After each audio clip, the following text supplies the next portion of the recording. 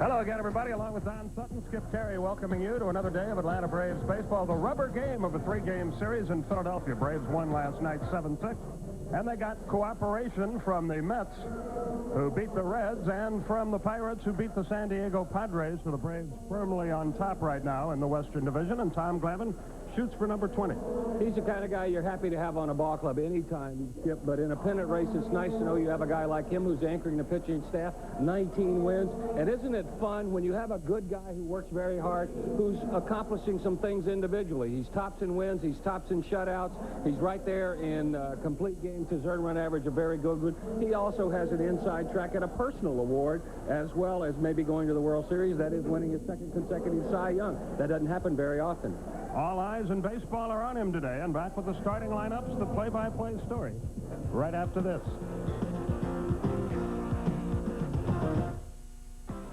Atlanta Braves Baseball, America's team, is brought to you by Bud Dry. Dry brewed so it drinks light yet satisfies completely. By the official airline of the Atlanta Braves, Delta. We love to fly, and it shows. By Aflac, insuring over 35 million people worldwide. And by Armor All. There is a fountain of youth, and we own the patent. Armor All. Welcome back to Veterans Stadium in Philadelphia. The third and final game of the stop here. Before we run through the starting lineups, why don't you pause as we do and enjoy our national anthem.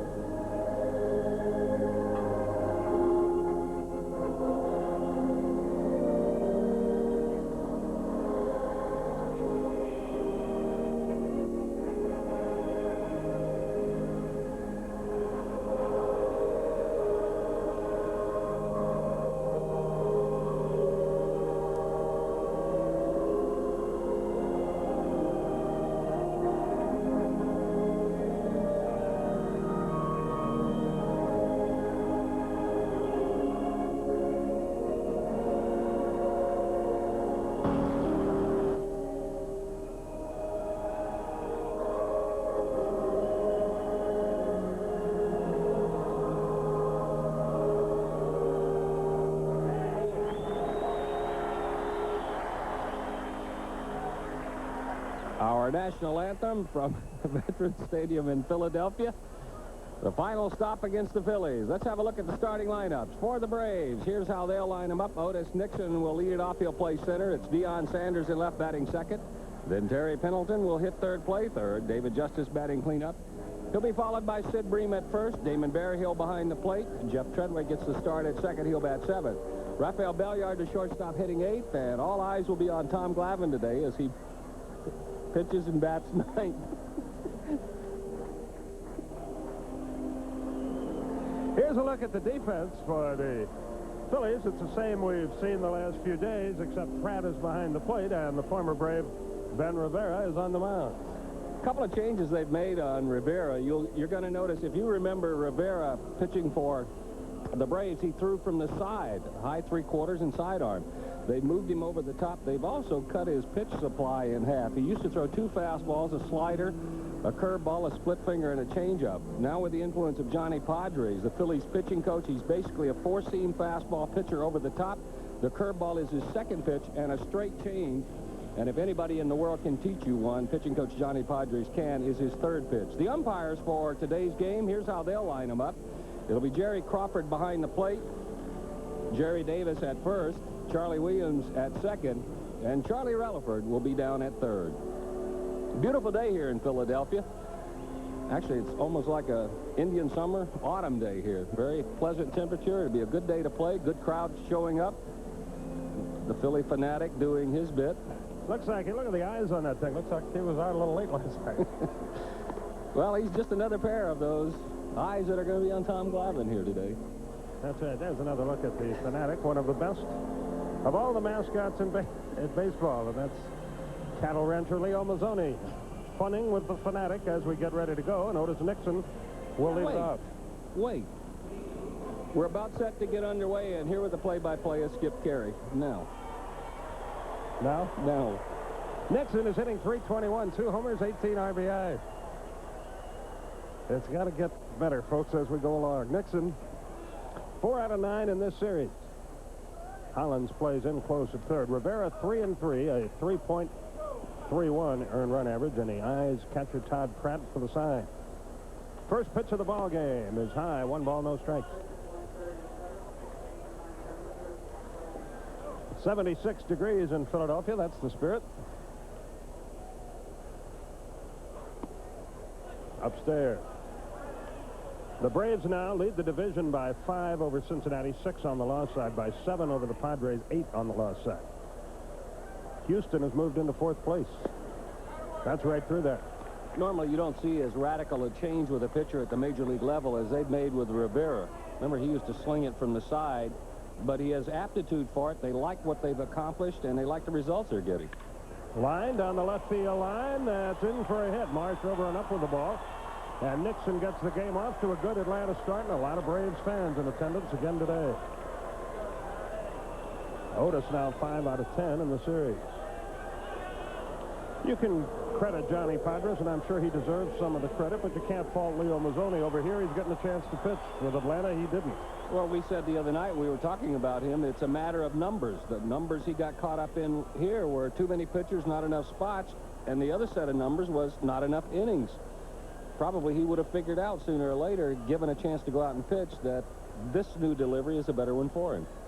Dion stands in there. Otis edges away, and the curve is outside. 1 ball, no strikes. Earlier this year with Atlanta, Rivera was 0-1, 15 1/3 innings. He appeared in only 8 games.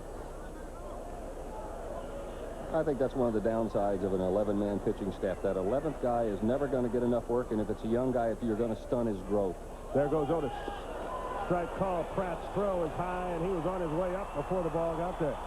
Nixon steals his 32nd base in 46 attempts, so he's in scoring position with nobody out. Big jump on Rivera. He's already got a big lead, and Rivera has a big kick. He had such a big jump, he could sneak a peek down, and is already to his feet before the throw got there. And from this angle, the same thing happened. Before the throw got there.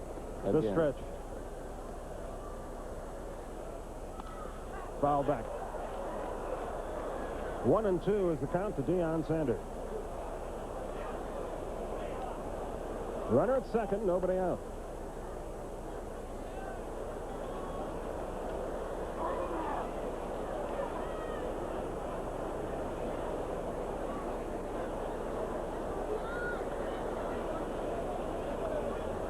The stretch. Curve, chopped foul. You could see him concentrating on trying to pull the ball to get the runner to third base. That's a much better swing this year from Deion Sanders on breaking stuff than we saw last year. He and a curveball were complete strangers in '91, but he is a more disciplined hitter. He's a more patient hitter. Waits a little bit longer. That's why he's having better cuts at it.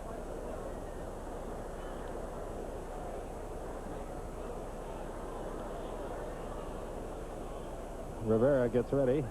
Pickoff play. Throw pops away back toward the mound. Stay there, Otis. Good throw. It would have been close at second base. Bell slipped in behind Nixon, but Rivera's throw was offline. Ben is 6'6", 210-pounder, just 23 years old. Good throw. They got a shot at getting Otis. He had taken a big lead. Again, the stretch. Look out. Fastball inside. 2-2 the count.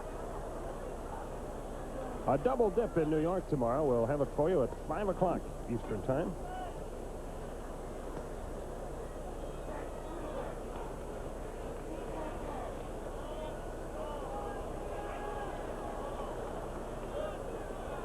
Got him with an off-speed pitch.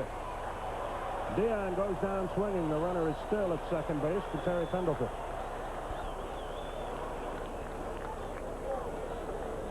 You can take batting practice off of 1,000 curveballs, and if it's as good as that one and that good a spot, you're still not going to hit it. Big improvement in his stuff. We can already see it even after only a few pitches in the first inning. They play Pendleton straight away in the outfield. Terry eyeing a personal career high in RBIs this year. He drove in 96 one year for the Cardinals. He has 84 already for Atlanta and a chance for another one here. Todd Pratt with the sign. That breaking ball didn't do much. 1 ball, no strikes. He's 7 behind Sheffield and Dalton. Dalton not playing for the Phillies today.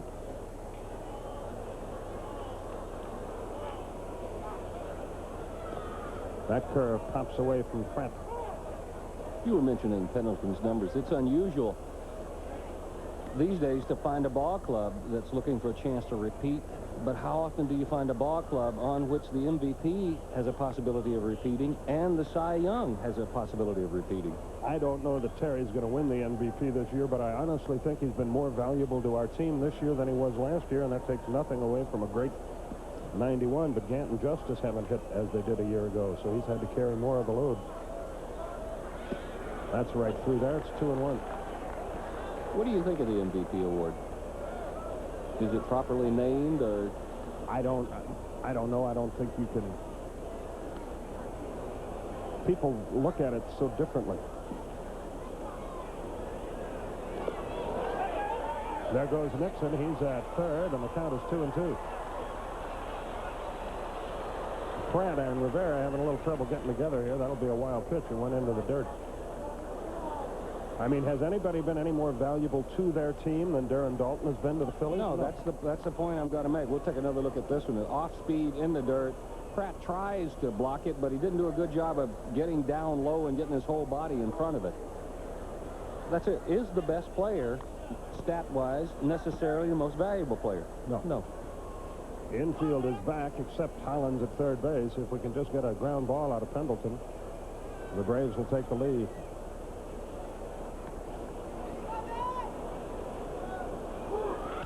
And that's exactly what happens. He drives in his 85th run of the year. It's 1-0 Atlanta. So the wild pitch pays off in a run. And David Justice bats with 2 out, nobody on. 1-0 Atlanta, our score. Here's another example of what you're talking about with Pendleton. He knows anything not hit to the pitcher or pop to the infield will get a run home, so he really makes an effort to get a ground ball. It's an out, but it's a productive out. And Pendleton, before he went back to the dugout, stopped and had a rather lengthy chat with Sid Bream, I'm sure, about what Rivera's throwing up there. Almost got him. 1 ball, no strikes. 1-0 Atlanta, our score. Of course, the other side of that Darren Dalton argument, and we're just discussing, we're not arguing. You can say, well, they could finish last without him. So what value was he to their team? Well, without him, they'd have won maybe 15 less games.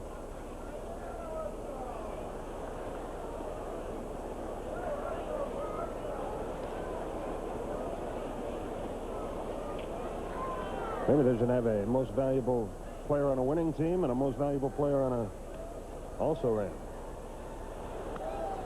He had a good cut at the fastball, but a little late. I think you ought to use a whole different set of criteria. But they do have a player of the year. That should be the guy who puts the best numbers up. But the guy who is most responsible for your team winning. Let up is in there, and it's 2-2. You got a quick shot there of another one of the things you were talking about, the many dimensions that Terry Pendleton brings to a ball club. He's sitting there. He had a rather lengthy at-bat there, saw a lot of pitches, and he's sitting there talking to the guys on the bench about good chance about what he's seen out of Rivera and what's different. A little check swing tap to the mound. Rivera throws him out. The inning is over. But the Braves get a run on a hit. They leave no one. We go to the bottom of the first. Atlanta 1. Philadelphia comes to bat.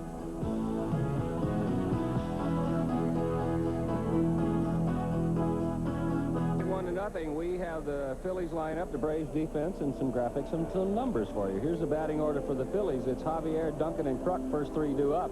Jordan will bat cleanup. He'll be followed by Hollins and Pratt, the catcher.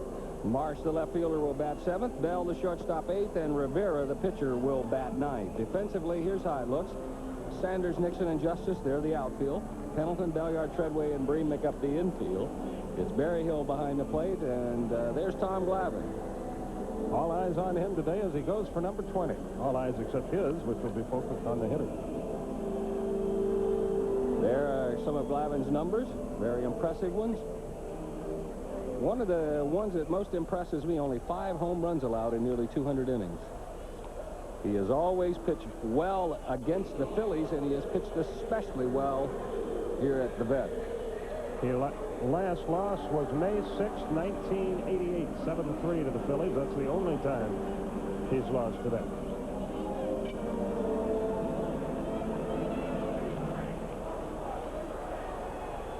Here's a guy that's had trouble with Tom Glavine, too. He is hitless in his career against Tom, 0 for 9.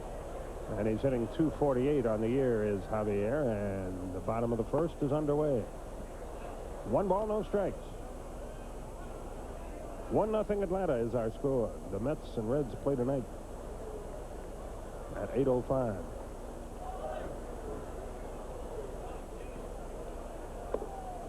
But since that's one of those network telecasts, that probably means about 8:15.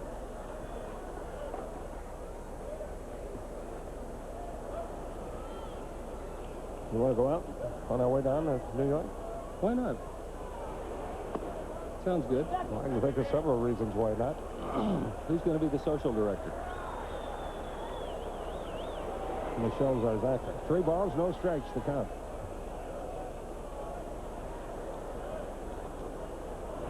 He walked him on 4 straight.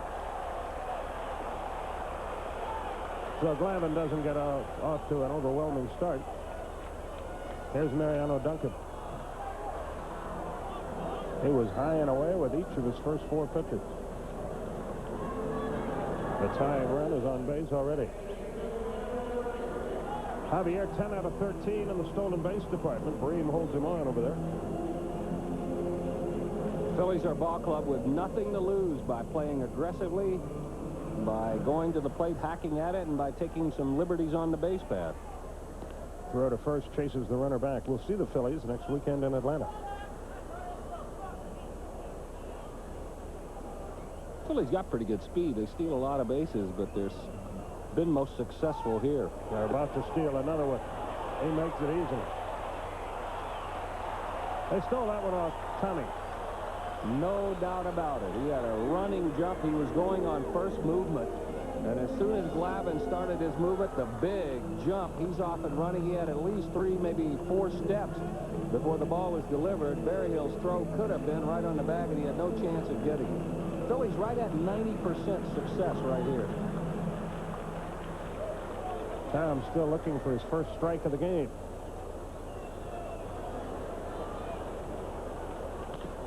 Ground ball to short. Runner moves up. Duncan is retired. Runner at third, 1 out. And John Kruk, the batter, he's 0 for 8 in the series, which is unusual. He normally hits us quite well. He's the one guy in the lineup that I think we have consistently made good pitches on. Some of the other guys have had pitches to hit, but Kruk maybe has had 1 or 2 in the first 2 games to hit. Braves infield plays it about halfway here.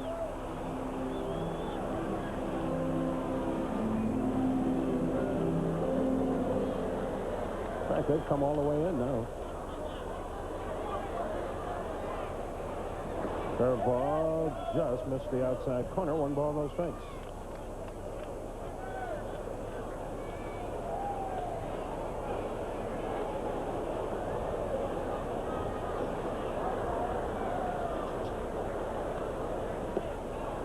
On the corner with a breaking ball, and the count evens, a ball and a strike.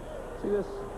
I'm a little bit befuddled by bringing the infield here. You got a lead, but you got Ben Rivera out there. You got a rookie that you should score some runs off of. I just think you take the out any way you can get it and give up the run if you have to. 2 balls, 1 strike. We'll see how it works out. You know, obviously, if they hit the ball right at somebody, it's a brilliant move, but I think you invite a big inning early in the ball game when you give a hitter more hitting alleys, and you do that by bringing the infield in. Down the left field line, well hit, but twisting foul into the seats. And the count evens at 2-2. Plus, Kruk is more of a fly ball hitter than he is a ground ball hitter, too.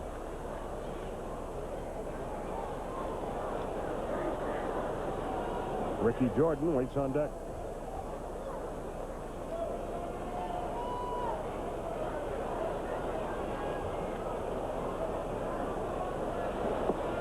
He missed low with a breaking ball. 3 balls, 2 strikes.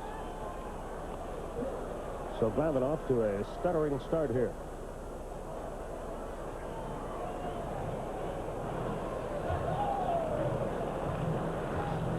Wonder if his side is still bothering him. Maybe a little bit stiff. That's an old nagging. Out at first, safe at the plate. It'll be an RBI for Kruk. The game is tied 1-1.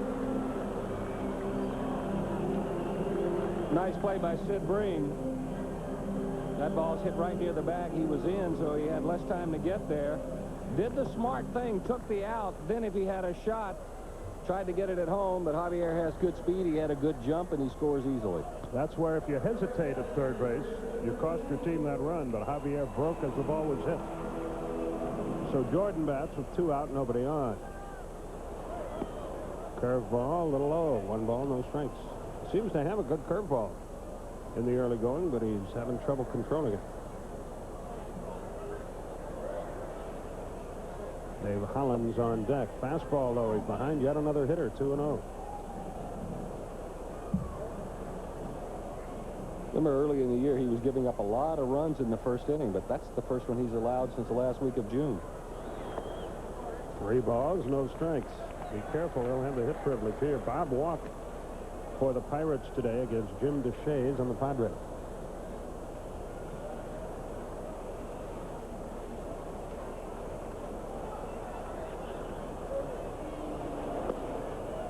On the corner, it's 3-1. Glavitt's whole delivery is set up to pitch away from right-handers. He starts on the third base side of the rubber. His motion takes him toward the outside of the strike zone. So if he's not able to pull all the way across, he's going to have trouble getting the ball to come in on a right-hander. See where he stands on the rubber? That's all the way over near third. So his movement is going to take him. You see he's already dug the hole over there, closest to the third base side. His movement is going to take him to the outside part of the plate. In order to pitch inside, it requires a real effort to pull the ball. Right back where it came from, and the inning will be over. But it's tied up. They get a run on no hits. They leave no one. It's 1-1 after 1 in Philadelphia.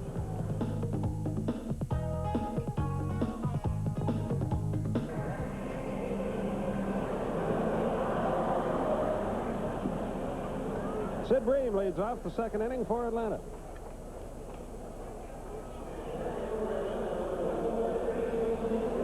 Sid hit a 2-run homer here last night. He's at 268 on the year, 8 homers, 50 runs driven in. 0-1 the count.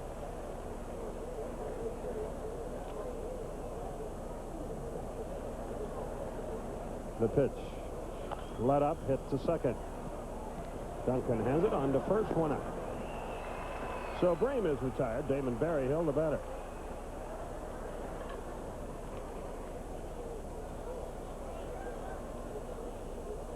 We get this word from the Braves office. Season ticket holders should use game number A in the back of their season parking book for the September 3rd makeup game against the Expos at 5:10.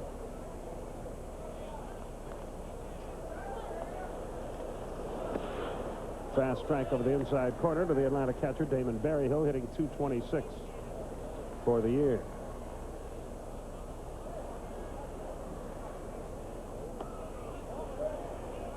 Outside with the breaking ball. A ball and a strike to count. Boy, beautiful day here. 76 degrees at game time. Curve swung, fly ball right field, but no carry to it. Kruk, in fact, in a couple of steps, 2 out. Curveball was up. He had a good swing at it, but there was enough speed off of it that it was almost like hitting a changeup right on the end of the bat. So Damon not able to drive it. Jeff Treadway is the batter. Jeff hitting .235 with 4 runs driven in. He missed the first half of the year with a wrist injury.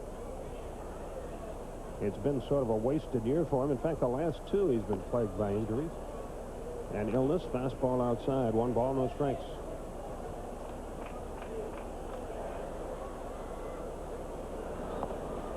The word on Mike Stanton, by the way, is a strained muscle in his pitching shoulder. He is day-to-day. Pop foul back and out of play.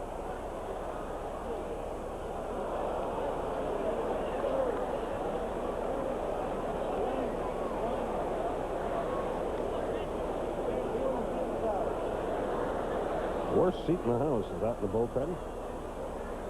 Especially when you sit right behind a post. High pop. Into short left center field. Who wants it? The center fielder, Javier, calls everybody off, as he should. And Rivera breezes through the second. 1, 2, 3. We go to the bottom half. All tied, 1-1.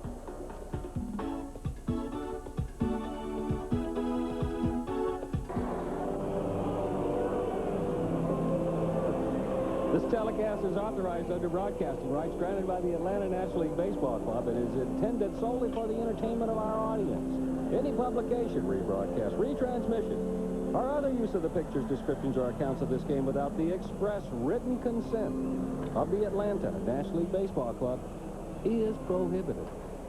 And Dave Hollins leads off the bottom of the second. All eyes are not on Tom Glavine as we go to the bottom half of the second inning.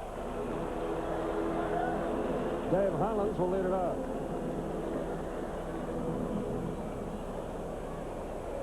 Hollins hitting .258. 19 homers.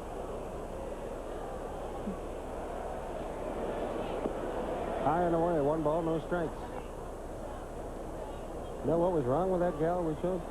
I have no idea, Skip. Absolutely nothing. It's going to be one of those days, isn't it? Every day is New Year's Eve for us. The 1-0 pitch. Right through there. It's 1-1. Best pitch he's thrown yet. Looked like he had a little more freedom and was able to pull that one across the strike zone.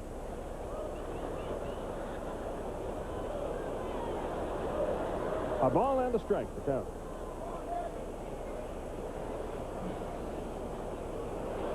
Line, center field, base hit. I don't know what it is, but something doesn't look right about Glavine out there. Can you pick? Am I imagining something? No, I think that you're 100% accurate in your assessment. It looks like he is not able. We're used to seeing Tom Glavine pull that front shoulder through and come all the way across with his delivery, even to the point where he's been able to pop the ball inside with a 4-seam fastball. Right now, it really looks like it's not a complete delivery. His mechanics are just a little bit off. Todd Pratt is the batter. And what you can do if you're a hitter, Skip, a right-hander, just go up there with your mind made up. If you watch that, I'm not going to look for anything inside. I'm going to look for everything away. And it looked like that's what Hollins was doing.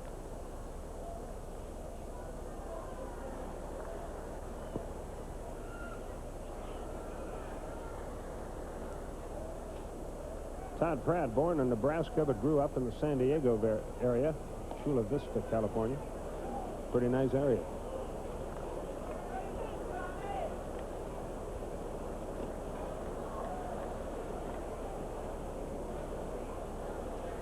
Originally a Red Sox draft choice, 6th round pick back in 1985. Up the middle, Belliard has it. Treadway 1, first 2, 6-4, 3 and out. 2 down here.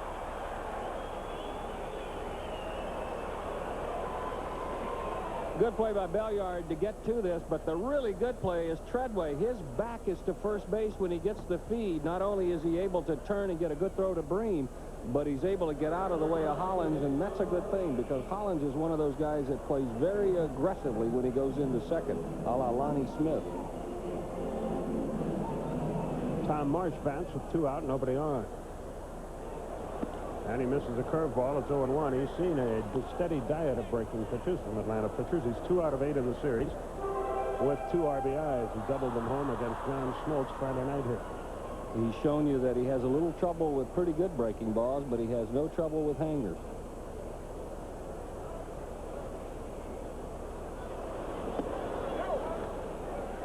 Fastball high, a ball and a strike. That's the first time Tom has tried to come inside on a right-hander. 2 out, nobody aboard. A little looper. Bream will never get there. It drops down the right field line. A ball and 2 strikes, the count. A doubleheader in New York tomorrow. Steve Avery, Peter Smith will pitch for Atlanta. Eric Pillman will pitch 1 game for the Mets, and they're undecided as to who will pitch their second game. Pendleton fields, Pendleton throws, and the inning is over. So 1 hit, no runs, no errors, nobody left, and after 2, we're still tied 1-1.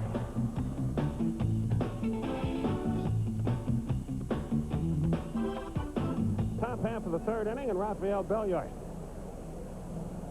will lead it off for Atlanta. We've now been told our telecast time tomorrow is 5:05, not 5 o'clock. I apologize. That would probably make game time at about 5:10, huh? Yeah, the Mets have gone to Turner time, starting their games at 10 after the hour. The first pitch to Belliard is high, 1 ball, no strikes. Our coordinating producer, Glenn Diamond, let us know about that, and we sure do appreciate it.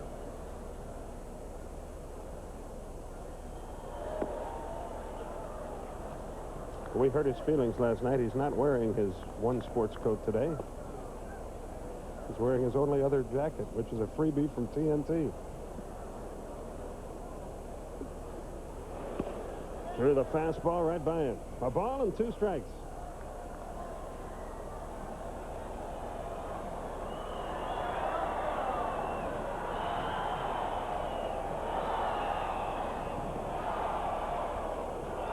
The Philly fanatics stirring up the masses here.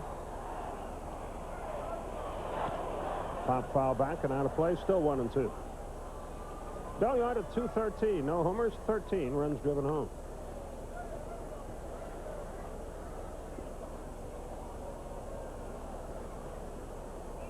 Belliard, Glavine, and Nixon, the first 3. Both runs in this game have scored on infield grounder.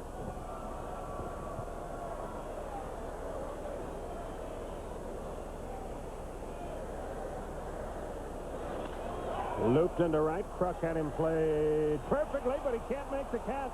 The ball bounces to the wall. Belliard's going to wind up at least at 3rd base, and he'll pull in there with a triple.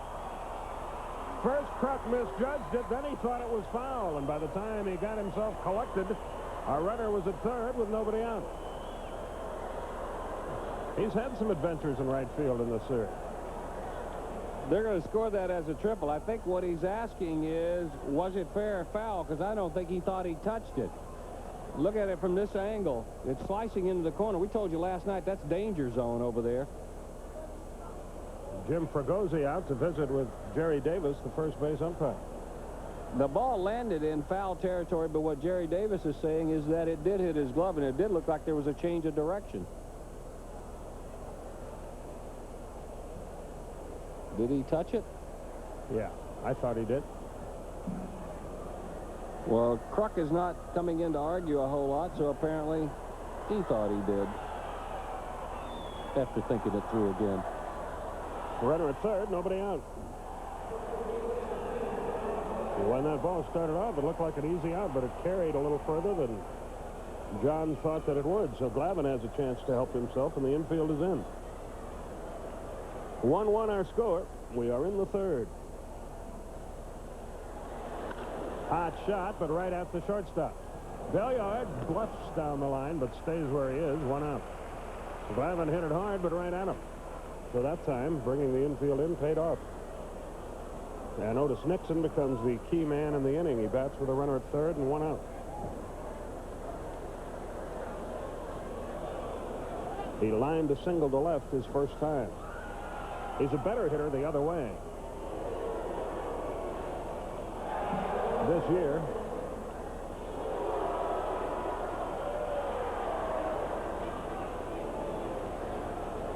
Nixon has been a better hitter right-handed. Want to use my Brave stats? Yeah, I don't seem to have any. But I've got two. Here, it's highlighted. The pitch. Ground ball foul past third. Nixon, as a left-hand hitter, came into the game hitting .283, .372 right-handed. You want one of my two sets of Phillies stats? No, I'll keep my Braves. But thanks for the offer. You're more than welcome. Runner at third, one out. Throw in a 92 Phillies press guide, and you got a deal. After today, you can have mine. I don't think we'll meet them in the postseason. The pitch. Foul tip back.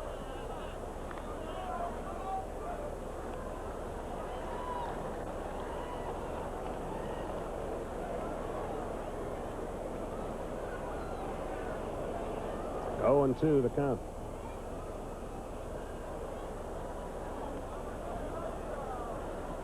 Infield in, runner at third, one out.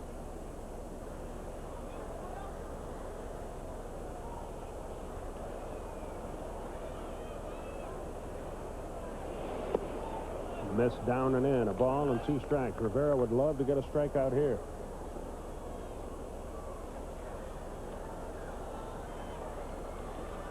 He has struck out 1 on the day, and that was Dion back in the first. Braves bid to take the lead here in the third inning. High pop, short center field. I don't think it's deep enough. Javier with the catch. Here comes Belliard. Now he's going to stop. The throw was offline. He had no way of knowing that. He did the right thing. There are 2 out.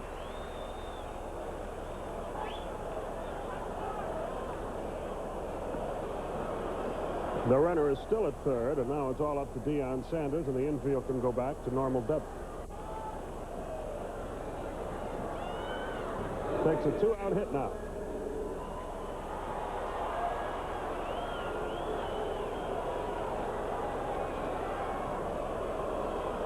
Rivera's going to pitch off the stretch.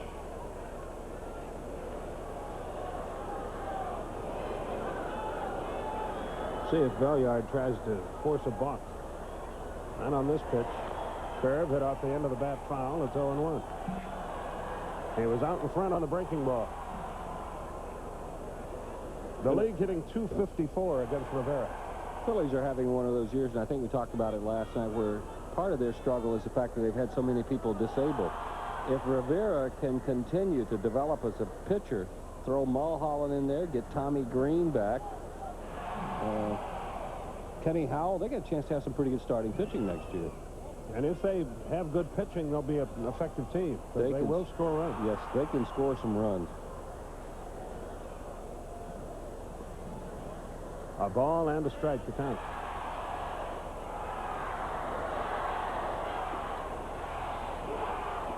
Into the dirt. It pops away from Pratt again. 2 balls and a strike.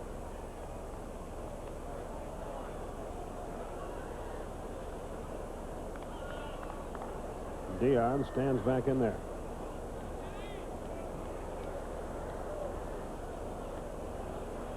Rivera wants and gets a new baseball. Sanders now 3 out of 6 in this series with an RBI. And he bids to get 1 or 2 right here.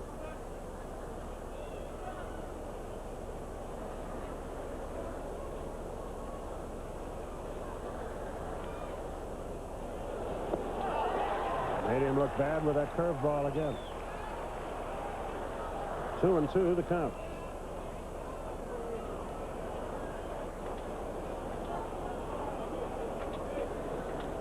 Tim Belcher against Sid Fernandez tonight at Shea Stadium.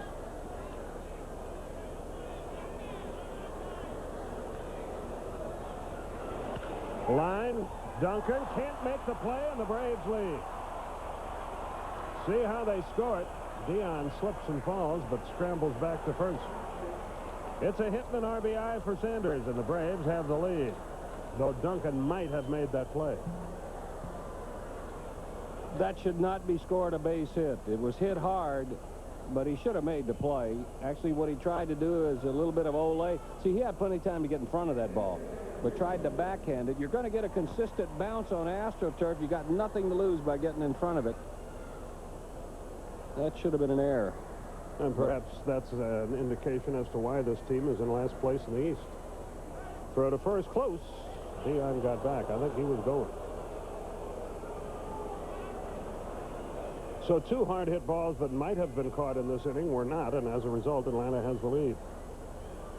Well, we've talked before about how bad fielding is not necessarily the errors that are made, but the plays that aren't made that should have been.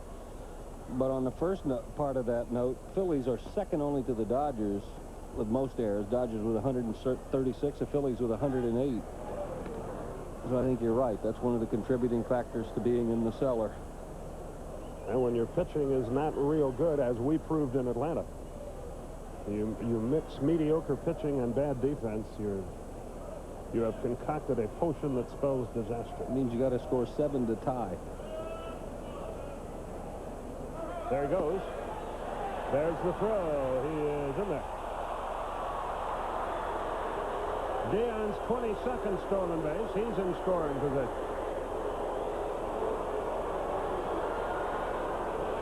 Good job by Deion Sanders, but Pratt does a really good job of unloading here and a good job of lobbying at second for Bell for the call. See the little snap tag pops up. Hey, I got him. But the tag was all the way up on the chest after Deion had started to pop up. Pendleton drove in a run with an infield out his first time. Boy, he kicks it in the high gear in a hurry, doesn't he? He can run. That should end the inning. Rivera gets over there, and the toss is in time, and the inning is over. But the Braves break out on top with a run on 2 hits. They leave 1. We go to the bottom of the 3rd. Atlanta 2, Philadelphia 1.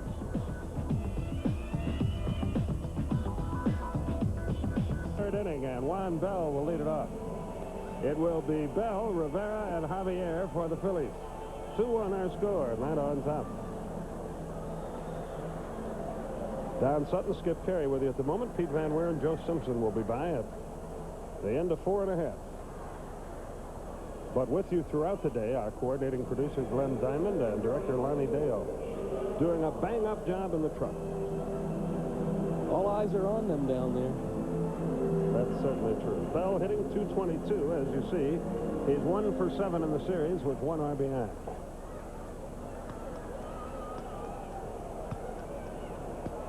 Tom Glavine staked to his 2nd lead of the game. Deals high and away. 1 ball, no strikes.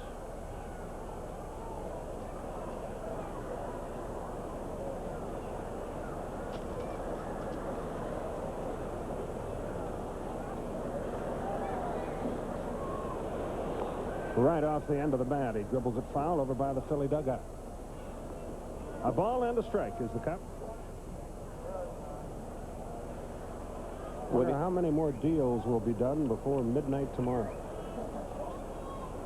I think there's going to be quite a few last-minute deals. Remember, they have to be in the city that the team is playing in, right? By midnight tomorrow, isn't it? Yep, I think that's correct. 2 balls, 1 strike. I wouldn't be surprised to see Toronto make another one, and I think now that San Diego is convinced that they're in it, I wouldn't be surprised to see them get involved in the deal, too. 2 balls and a strike.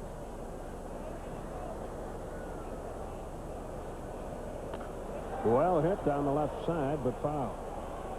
It's even now, 2-2. Tell you what, looking ahead to next year, and I know it's premature to do that. You know who I think's 1 pitcher away from being a contender? Houston? Yes, sir. Yes. He missed a high fastball. Bell is rung up by Glavine. 1 away.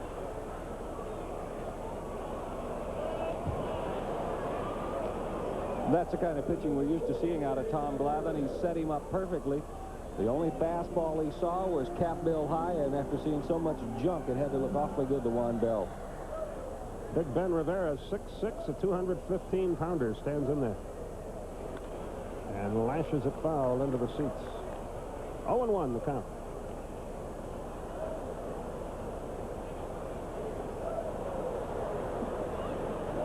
Stan Javier waits on deck. Rivera has a unique batting stance. He hits sort of out of a crouch. He's wide open up there. Takes it away. The count evens at 1-1. There are a lot of hitters who hit with an open stance, but most hitters close up. Ben, being a pitcher, opens up, and then as the pitch comes, opens up a little more. Missed the low fastball. A ball and 2 strikes to count. I wonder what, if anything, the Braves will do between now and midnight tomorrow. Certainly the bullpen activity last night cause for concern for John Schuerholz, Dean Taylor, Bobby Cox. 2-2 the count. I would have to say that probably AT&T and Sprint are going to have 2 good days.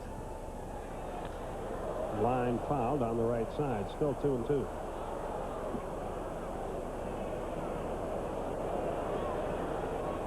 And you see the fans scramble for the souvenir. Now you see the Braves manager, Bobby Cox. He said the same thing I said after last night's game. He said, I feel like we lost. Little tap, fouled on the third base line. It's the time of year when your starting pitchers have pitched a lot of innings and more than ever need bullpen help. But it's a time of year where we're not able to provide much. Rivera proves pesky up here. Still 2-2. You know who I was encouraged by last night? Merker. Yeah. Kent Merker threw the ball well, and I was talking to him afterwards. Adapting a little bit of a different philosophy. Finally, Rivera is disposed of. Second strikeout for Glavine, both in this inning. 2 away, and Stan Javier the batter. Javier walked, stole a base, scored a run in the first.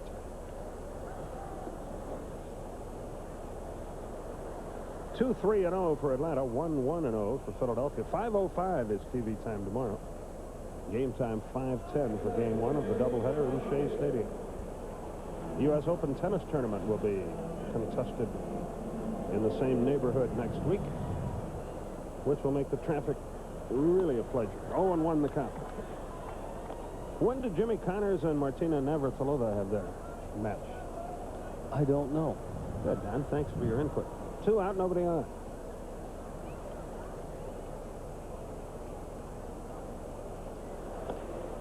Pops away from Barry Hill all the way to the screen. A ball and a strike to count.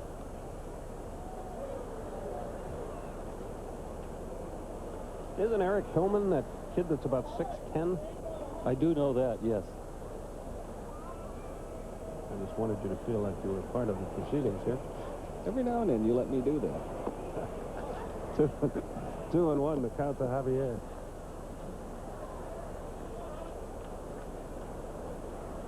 Mariano Duncan would be next. There are 2 out in the inning. He chased the pitch in the dirt. It's 2-2. Boy, we were talking last night riding back to the hotel. What a different type hitter Javier is now that he's getting to play every day. You used to love to see him come to the plate when he was in a Dodger uniform because he played so little. He looked awful up there. Now he scares you a little bit. Well, there's a line, when you have a guy like him and the way he used to swing, the opening line of the scouting report is usually knock the bat out of his hand. Did he go? Oh, they say he didn't swing. I thought he did. 3 balls, 2 strikes. Glavine thought he did too. Yeah, we have seen that rung up more often than not this year. And the payoff pitch, here it is. He swung at that one and fouled it back. Still 3-2.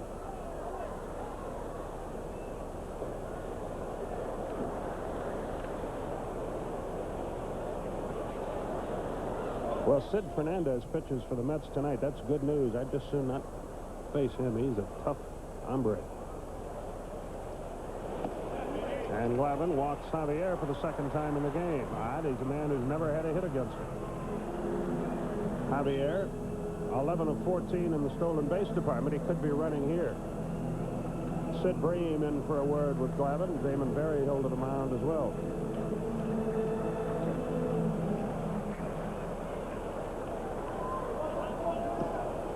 Say again about Glavine, he's such a personable, articulate, gentlemanly guy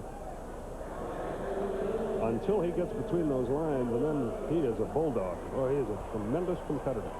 Well, I think people see no expression and they assume that there are no competitive fires burning. That could not be further from the truth. They chase the runner back. I'll tell you what, a guy that I like to compare him to, and they're both quality athletes, he and Fred Couples, who out on the PGA Tour, are a lot alike. You don't know what's going on inside when you look at them, and you can't tell whether they're 6 runs up or 2 shots up or trailing. But you do know, if you know either one of them, you know that nobody competes any harder than the two of them. Henry Aaron was that kind of guy. Same guy. It looked like everything was so effortless. It wasn't, but that's the way he made it look, and he was a stoic type guy. You know, you notice we're mentioning some pretty spectacular athletes. Al Kaline was another guy who was the same way. And Don Sutton. You weren't very demonstrative, were you? Sometimes afterwards in the locker room, but... Well, that's what I mean, but no. The public persona was of complete control. You know what I felt like out there, and it's, I hope it's not misinterpreted, it's really nobody's business what I'm thinking out there. The job is to get the job, the thing is to get the job done. Which at the moment Tom isn't doing. He falls behind 2 balls, no strikes, but he leads 2-1. Now Pendleton in for a word. And I think the Braves infielders, Leo Mazzoni coming out too, are saying the same thing that we are saying. I mean, he just doesn't quite look like Tom Glavine out there.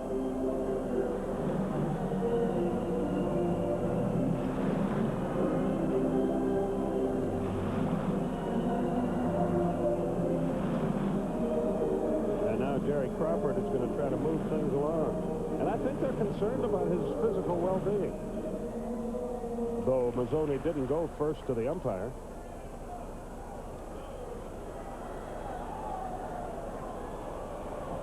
Two balls, no strikes.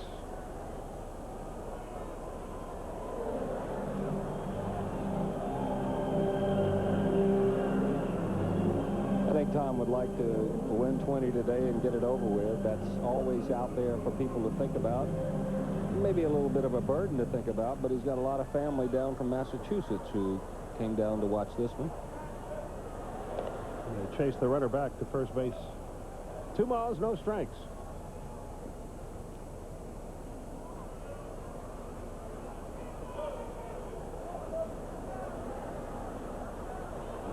Line down the left field line. That's trouble. It's into the corner. Let's see if the runner can score. He's around third. They're going to hold it. Second and third, 2 out. Larry Ball wanted to send him, but Dion played that ball perfectly in left field and kept the runner at third base. And Glavine's problems continue. Change up, hit off the end of the bat. He really didn't have a good swing. The only thing Tom did was get it up in the strike zone a little. But watch how well Deion Sanders plays this. See, that's down there where it could kick way down into the corner. But he's there, he's waiting, comes up, the throw, hits the cutoff man, gets it in hands of the short throw. And that was a wise move by Boa, because I think Treadway would have had a shot at nailing him at the plate.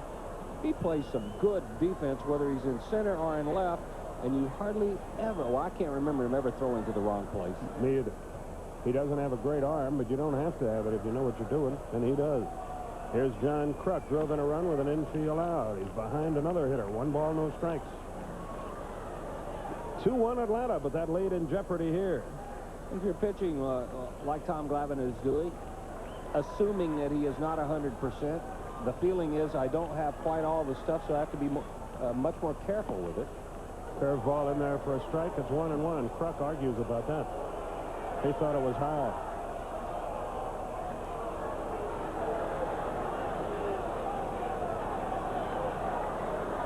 And I think he has a valid argument here. Even where Berryhill catches it, that's above the normal strike zone in the National League.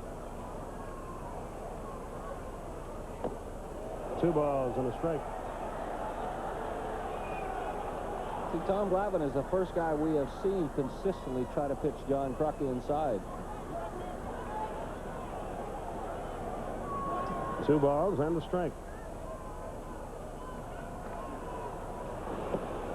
3-1. Ricky Jordan would be next.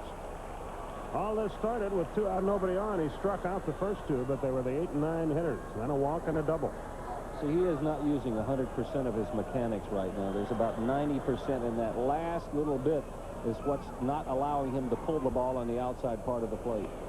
On the corner, 3-2. Perfect pitch there.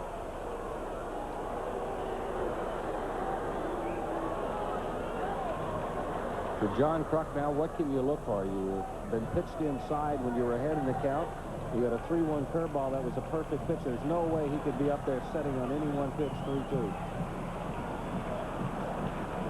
Fastball, fought off. Still 3-2.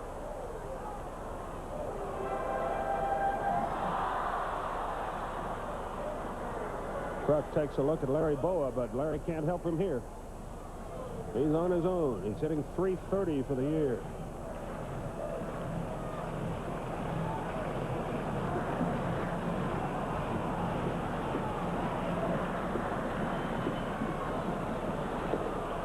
Downstairs, bases loaded.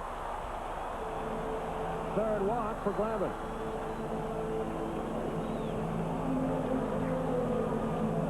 Jordan's half to the mound his first time. But he's a big, strong right-hand hitter. He can hurt you. Guy with a big swing that if you get him chasing the off-speed stuff that's not in the strike zone, you can get him out. But you speed his bat up. You make him a better hitter if you throw him off-speed stuff in the strike zone. Fastball away. 1 ball, no strikes. No activity in the Atlanta bullpen. See, if you're Tom Glavine and there's something mechanically that doesn't allow you to pitch inside to a right-hander, you've got to change your aim. You've got to try to throw it down the middle. Because he's aiming outside corner and missing away. Just change the spot you aim to. Into left center. 1 run is in. 2 runs are in. And the Phillies have the lead.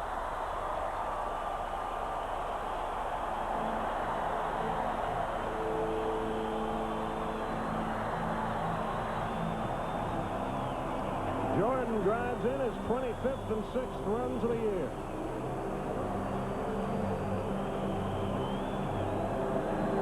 It all started with a 2-out walk, and both of the base hits have been on pitches in almost that same spot. Duncan's double, and now Jordan's single. Pitches that he doesn't normally throw, about belt high and on the outer half of the plate. Dehan had no play at the plate. That little bobble out there did no damage at all. Boy, that check swing 3rd strike where we didn't get the call looms large now. Hollins the hitter, and there's a strike on the corner, 0-1. That's not good even with 2 outs, Skip, because Hollins the best hitter on the team against lefties. Looks like he may have injured himself a little bit. You see his numbers against the Portsiders.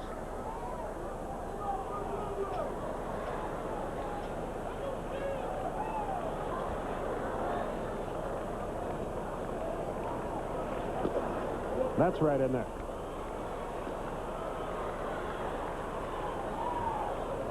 Hollins a .381 hitter in day games.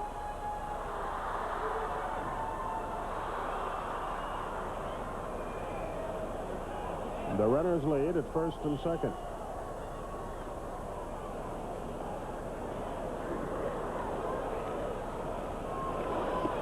Almost to the backstop, 1-2.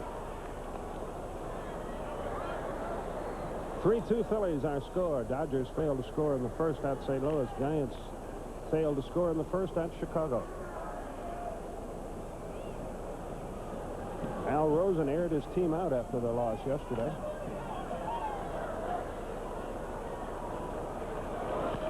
Pop foul back and out of play. It must be, in fairness to the Giants, it must be extremely difficult to concentrate when you're concerned about whether you have to put your house up for sale and where your kids are going to go to school next year.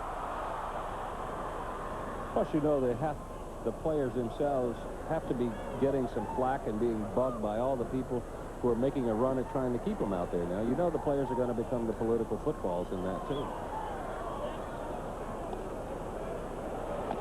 Upstairs, it's 2-2. I wonder where all those people were when Bob Lurie was begging for help the last 5 years. Sitting somewhere saying it'll never happen.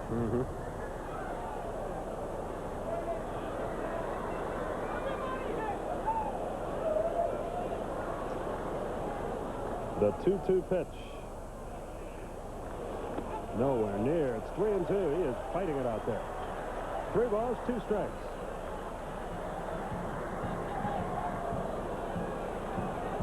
All this has happened with 2 out. A couple of walks and a couple of hits. And it's 3-2 Phillies.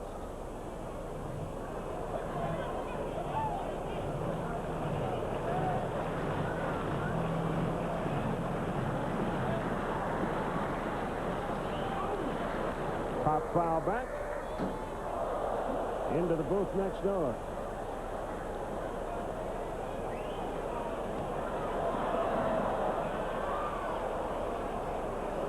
Count stays 3-2. Pendleton to the mound again.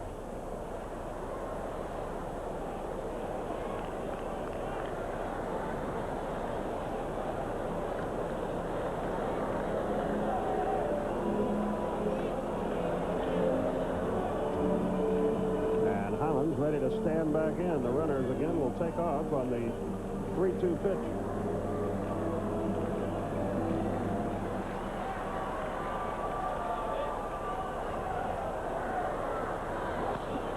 Fouled it away again. Still 3-2.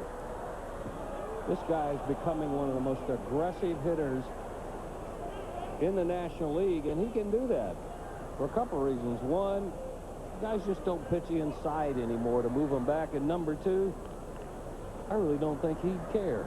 He is that big and that aggressive.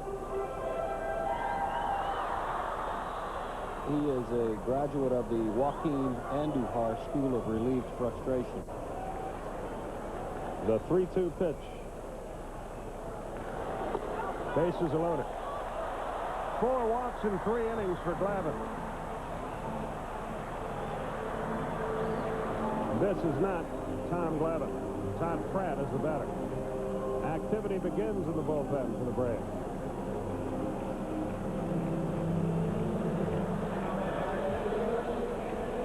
Randy St. Clair up and through it.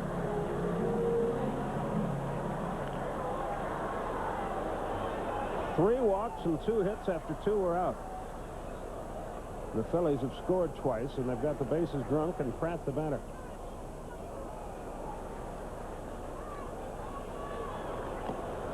He did us a favor. Chased a bad ball. It's 0-1. Foul tipped it. He hit into a double play his first time.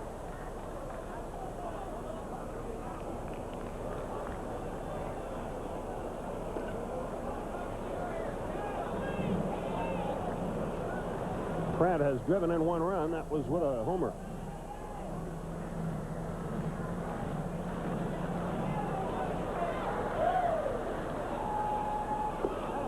A ball and a strike. See, all the pitches are in the same spot. It's not like he's wild all over the place. Everything that he's missing with, he's missing away, and that's a pretty good indication that he just somewhere in his delivery or somewhere in his mechanics, there's something that's not allowing him to complete his delivery. Outside. Pratt hit .320 in 41 games at AAA with 7 homers and 28 RBI. Let's take a look this time to see if Damon Berryhill is moving to the outside corner. If he is trying to get Tom to throw there, you might want to consider just staying right down the middle instead of moving out there. Line, left center, base hit. At least 2 runs will score. The throw to third. He is going to be safe there. It's 5-2. All this with 2 out and nobody on.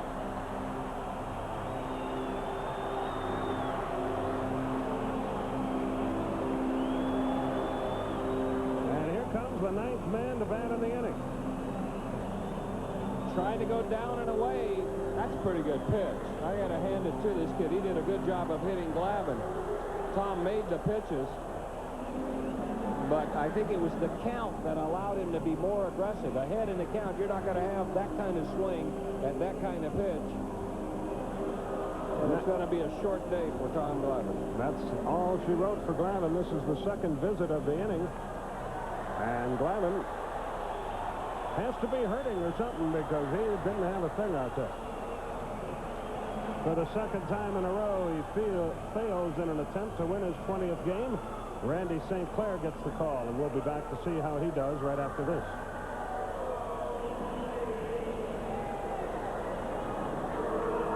The line on Tom Glavine, not a pleasant one. 2 2/3 innings, 4 hits, 2 strikeouts, 4 walks, 5 runs. The runners on base are his responsibility. And Randy St. Clair gets the call for the Braves.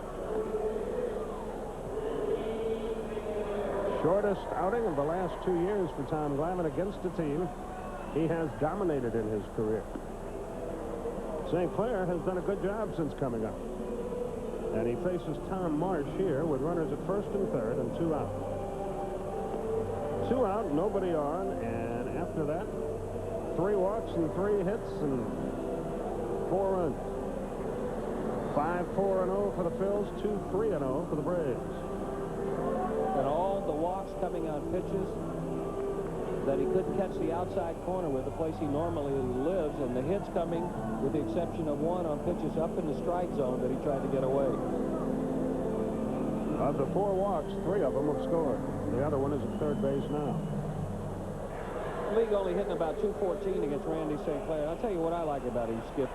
He is not gifted with the best stuff in baseball, but he walks out in the middle of that diamond. He is not afraid to throw the ball over the plate.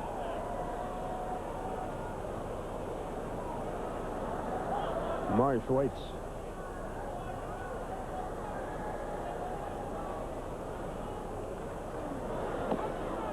One ball, no strikes. He bounced to third his first time.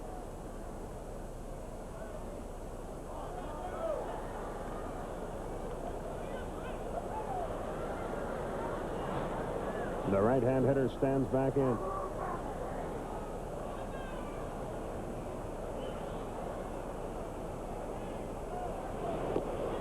Just missed the inside corner. Marsh was hitting .241 in AAA when he was called up. 2 balls, no strikes.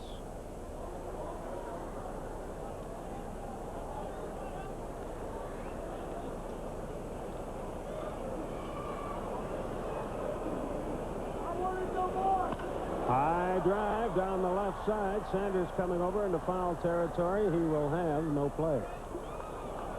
It would not have been home run distance had it been straightened out.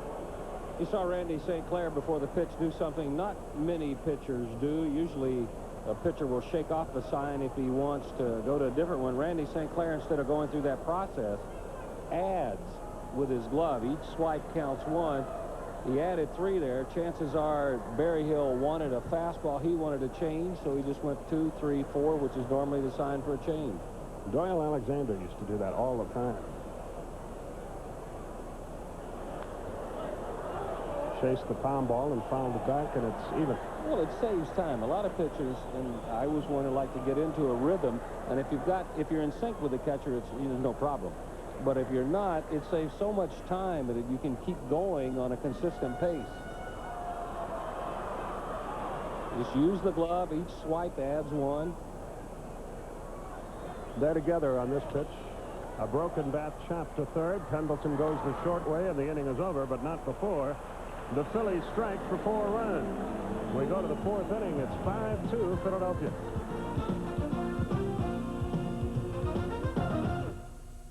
TNT wraps up its preseason NFL coverage tonight at 8 with the Stadium Show Special Edition. NFL legends Joe Namath, Al Davis will be profiled, as well as 49ers star Jerry Rice. Bob Neal is your host for this look back at the preseason and preview of the upcoming regular season tonight at 8 o'clock on TNT. No game, but the Stadium Show nonetheless. We go to the 4th inning, and with the play-by-play story, Here's Don Sutton. All right, Skip, think it's going to be Justice Bream and Berryhill. First three due up. Braves trail it by 3. Phillies with a run into first. 4 more last inning. They took advantage of some wildness by Tom Glavine to tack those 4 on there. Braves with 1 in the first, 1 in the third. It's been a busy week for Bob Neal, hasn't it? I saw him doing a golf tournament yesterday. Yeah, but that was on tape. Oh, okay. You ought to know. You were involved in the project. Justice 0 for 1. He tapped back to the mound. His first time up. 0 for 2 career against Ben Rivera. Not many guys have had too many swings against Ben. Except maybe in BP and inter-squad games in the spring. He's got a lead to play with, and he misses 1-0. David's average continually climbing. He's up to 256 now. A dozen homers, 47 RBIs, and I think he has an 8-game hitting streak on the line here. He does, indeed. To right field, a little off the fist, though. Kruk, long run, and makes the catch. Kruk was playing in New Jersey, and that ball went up in the air, and he had a long run to get to it. He covered about 3 acres on that. He took the circular route, too. He sort of headed for the line and then made a right turn. One got over his head last night, and he wasn't going to let that happen again. 1 gone here in the 4th inning. Here's Sid Bream. Bream hit it on the ground to Mariano Duncan his last time up.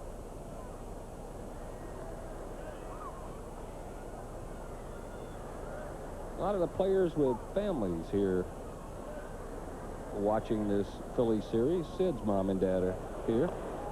Changeup misses low. It's 1-0.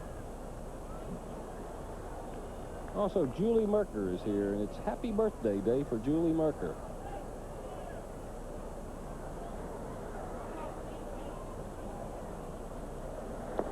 Down low, 2-0. And I don't think that's what they had in mind, the Padres and manager Jim Fregosi, for Rivera. 3-run lead. They'd like to see him throw strikes. Bream should get a pitch to hit. He doesn't, and it's ball 3.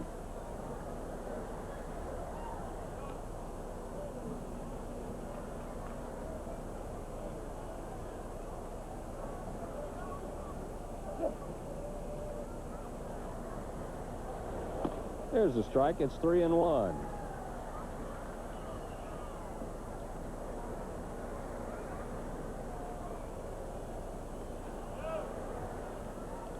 Another good hitter's count. To center field, right on the button, but Javier back at the warning track makes the catch. He has always been a good defensive outfielder. That'll bring up Damon Berryhill. 2 runs, 3 hits for the Braves, 5 runs, 4 hits for the Phillies. Neither has committed an error. Berryhill, last time up, out in front of an off-speed pitch, flied to Kruk in right. And again, John Kruk way back near the warning track in right field. Inside, 1-0. Look where Kruk is playing. Nothing will get over his head that stays in the park. That'll go foul. It's 1-1.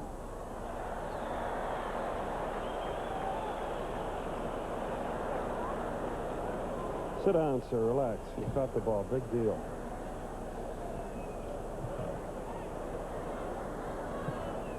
The last couple of months have not been good ones for Damon Berryhill. John moves in a step now. He's now on the playing surface. Since the 4th of July, 28 ball games that Damon Berryhill has been in. He's 18 out of 87.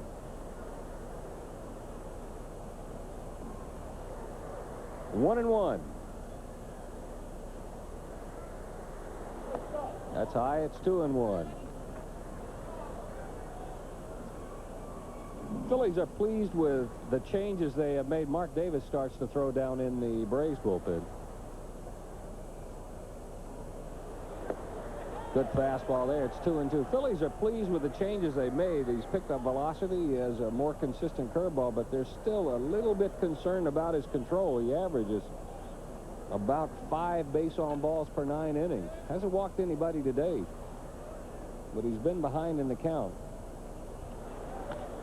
Off the fist, shallow right. Duncan is there. Kruk could never get there, so it's Duncan that makes the catch. So Rivera has the Braves hitting it in the air to right, to center, and to second. 3 in a row go in order here in the 4th. We played 3.5. Phil's 5, Braves 2. So, no score after 1 in Houston. Pittsburgh at San Diego later, and Cincinnati and New York play tonight. Joe Carter has hit a 2-run homer, his 29th. Toronto finally has a lead on Milwaukee. Minnesota 1-0 over the Yankees. The other action in the junior circuit will follow later in the day. Yeah, it has already been a long game.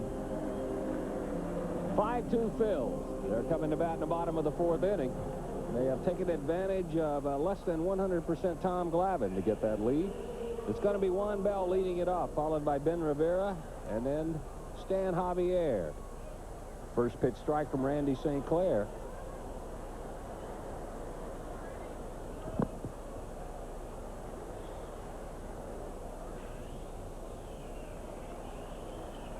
A little bit of breeze blowing here at the vet. That's inside. It's 1-1. Very pleasant day all in all, though.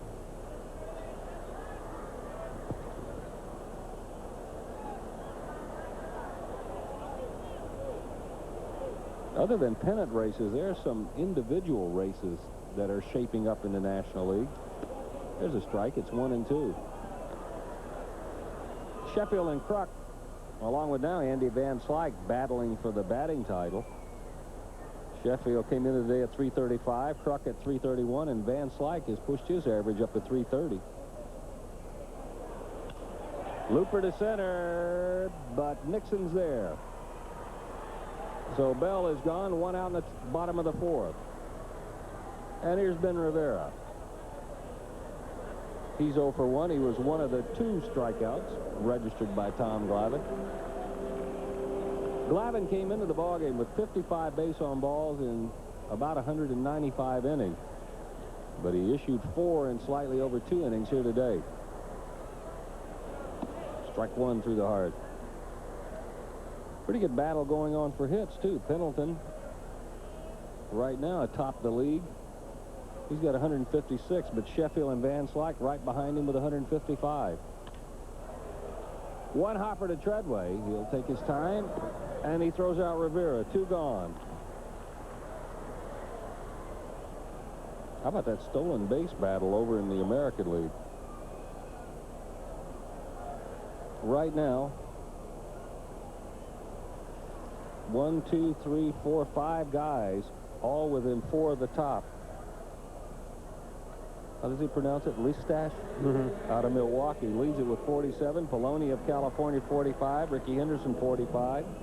Brady Anderson, 44. Kenny Lofton, 43. That's been a good deal for Cleveland, getting him. Here's Javier. He's walked twice. He scored twice.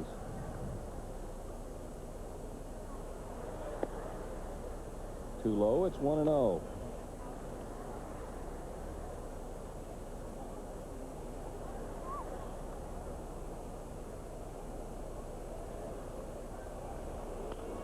Out of play. A ball and a strike.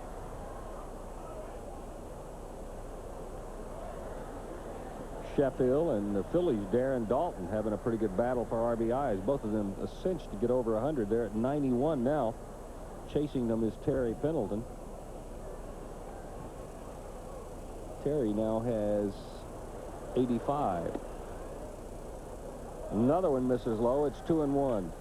Dalton says for the first time in several years his left knee is 100% healthy, and he's able to take his natural swing. He says that's why he's swinging the bat so much better this year than he has in past years.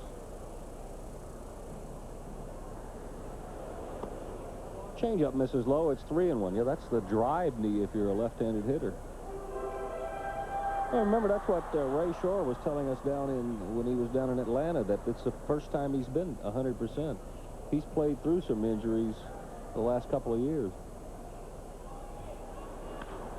Up the middle, base hit. Javier has one. That's 5 for the Phils. And he's been on base all 3 times he's come up.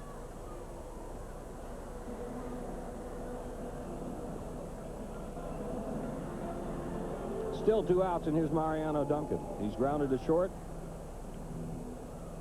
and he doubled last inning.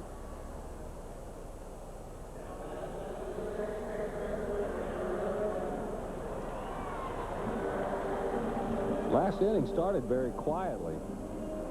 Glavine struck out Bell and Rivera before walking Javier. Then Duncan doubled, Kruk walked, Jordan single, Hollins walked, and Pratt single.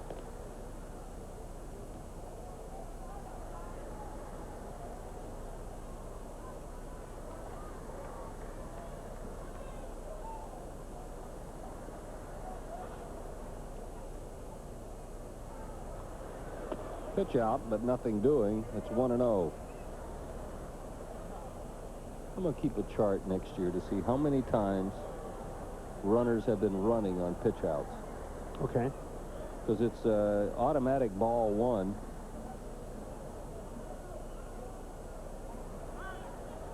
It looked like he might have been going then.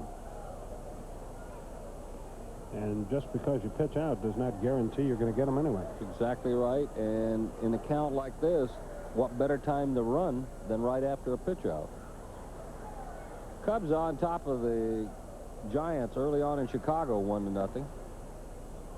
Javier is not going, and Duncan takes 2-0.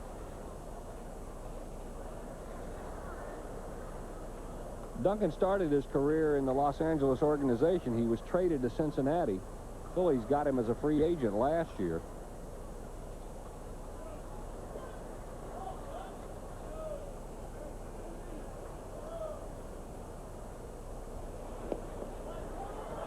Did he foul it away? Apparently not.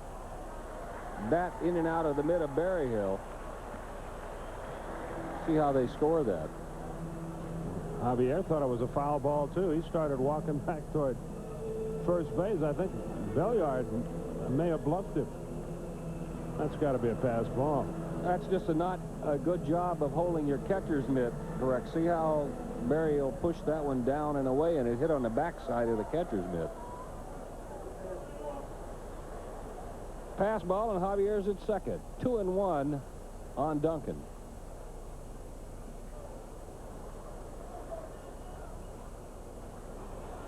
Down low, it's 3-1. Here we go again. This is the way the last inning started. 2 quick outs and then trouble.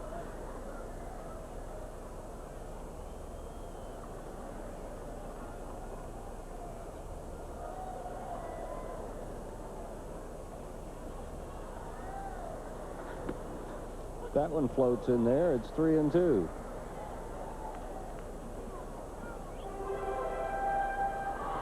Three balls, 2 strikes, 2 outs.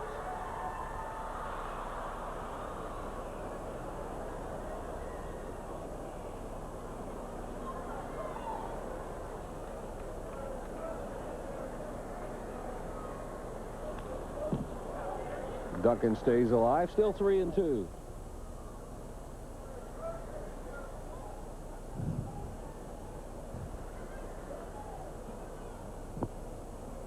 Tom Glavine started this one. His shortest outing since 1989.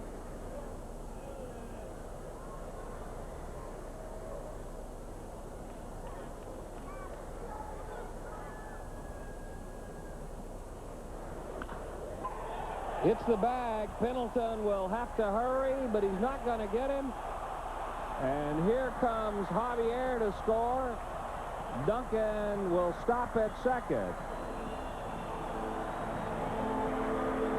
It's a 6-2 Phil's lead. If Terry has this to do over again, he just hangs on to the ball. He had no chance to get him at first base, I don't think. Not after the ball hit the bag. But he takes a shot at him and throws it away. Bream can't come up. It's a hit, no RBI, and an error on Pendleton allows the runner to reach second and the other runner to score. So it is coming unraveled for the Braves here. They trail at 6-2. Both times, last inning and this inning, all the damage being done with 2 outs. They're going to pass Kruk intentionally. It'll be the 5th base on ball issued by Braves pitching today. That'll put them at first and second for Ricky Jordan.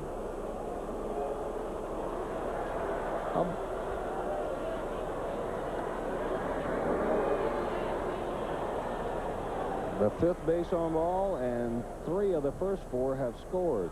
I have a feeling this has happened more than once to John Kruk this year.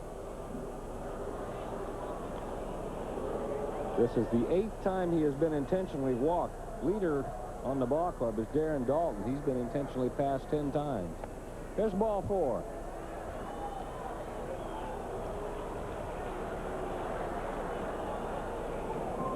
So Duncan's at second. Kruk is at first. And Jordan will step in. He's tapped back to the pitcher and singled. He's single home, too.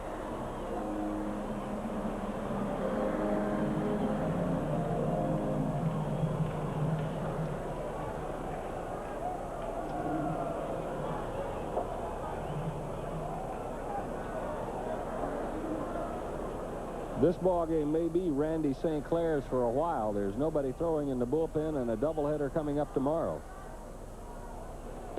There's a strike to Jordan. Jordan's coming off of a year last year when he hit .272, 9 homers. Didn't walk much, didn't strike out much. But the Phils would like to see a little more long ball pop out of Jordan's bat. To center field, Nixon late breaking back. He's not going to have a chance anyway. And Duncan will stroll home with run number 7. It's a base hit for Jordan and another RBI.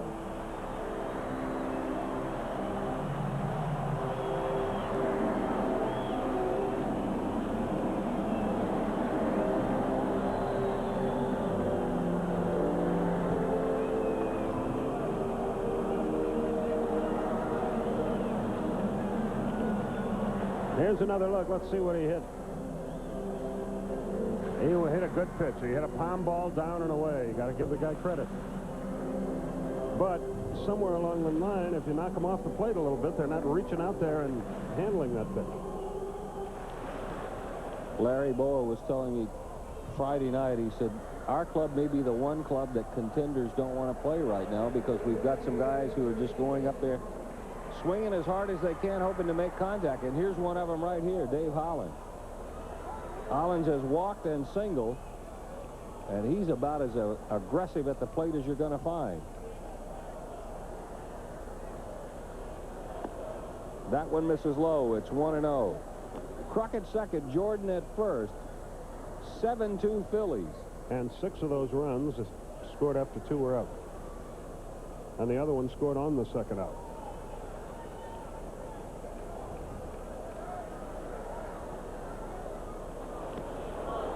Good pitch from St. Clair. It's 1-1. Took advantage of Holland's aggressiveness there. Took a little off that, put it in a good spot.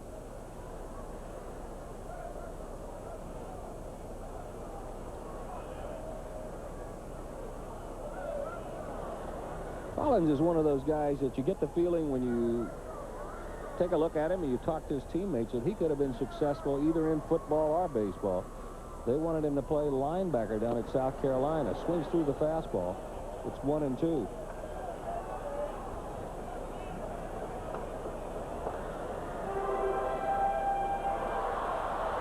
Likes conditioning. A couple of his hobbies are weightlifting and racquetball.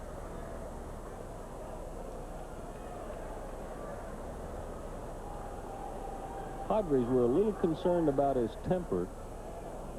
Reportedly, one of the reasons they were not unhappy to let him go in the Major League draft in the winter. That misses low. It's 2-2. Then again, if they still had him, they probably wouldn't have gotten Sheffield. 2 balls, 2 strikes, 2 outs, 2 in for the Phillies here in the bottom of the 4th. Why would you be concerned because a guy's a good competitor? I would think that's what you would want. That's low. It's 3-2. I think it was the plumbing they kept having to replace. Take it out of his check. That's easy.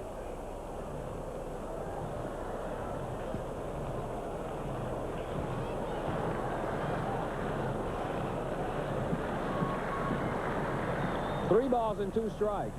Kruk and Jordan will be on the move.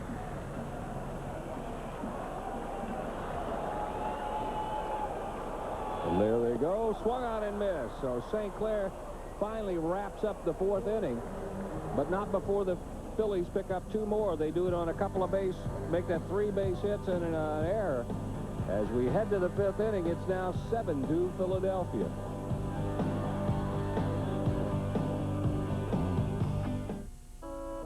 Willie Mays. It's not an autographed baseball, but it's a souvenir of sorts. Ben Rivera has 5 runs to play with. As the Braves come to bat here in the top of the 5th inning, it's Treadway, Belliard, and the pitcher spot due up. Mark Davis throwing down in the bullpen, so pretty good chance there'll be a pinch hitter. 2 runs, 3 hits, and an error for the Braves. 7-7-0 for the Phillies. Treadway 0 for 1, flied to center his first time up. A strike from Ben Rivera. One of the usherettes here at the ballpark just got engaged.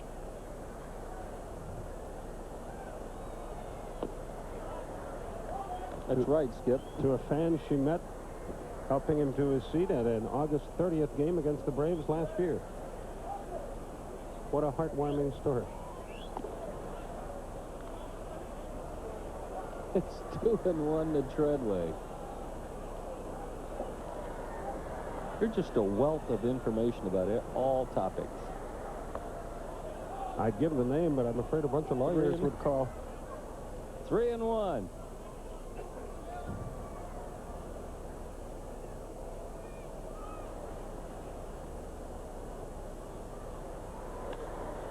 Looper to left. It's a base hit for Treadway. So a little encouragement for the Braves here in the top of the 5th. And here comes Rafael Belliard. Ron Gant has a bat. He's out on deck.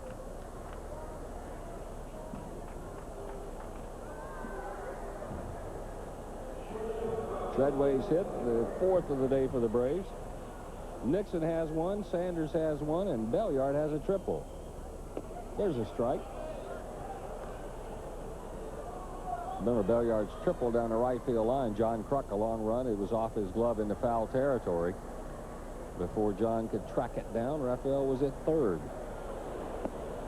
Good breaking ball. It's 0-2.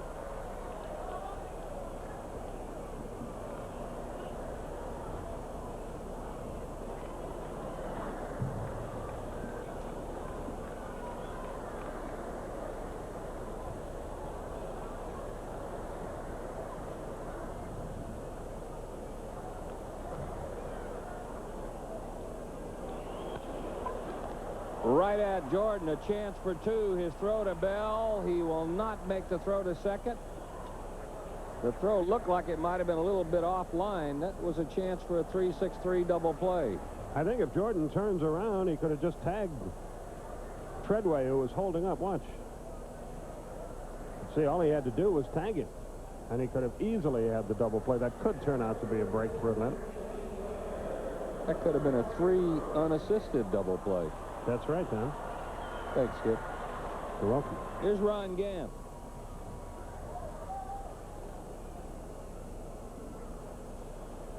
Not the sort of situation you'd normally see Ron Gant pinch hit in. He takes ball 1 outside. You see his numbers for the year. But since July 24th, Ron hitting about 160. He has been deep in a slump for the last month and a half. Off the end of the bat, 1-1.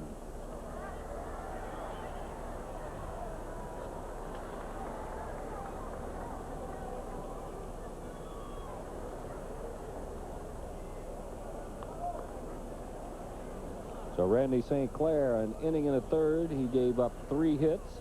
He gave up 2 runs. Inside to Gant, 2-1.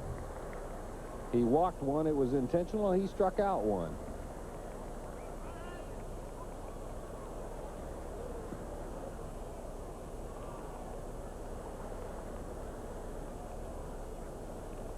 Two and one again.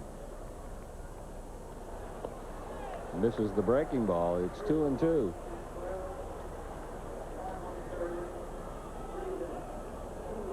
It's been a long dry spell for Ron Gant.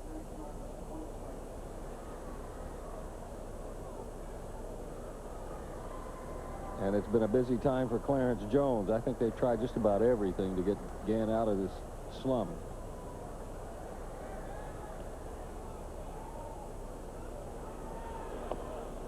That misses. It's 3-2. I'm a little surprised they were holding Jeff Treadway on until they got to the 3-2 count. And they're still holding him on. That's Belliard. That's Treadway.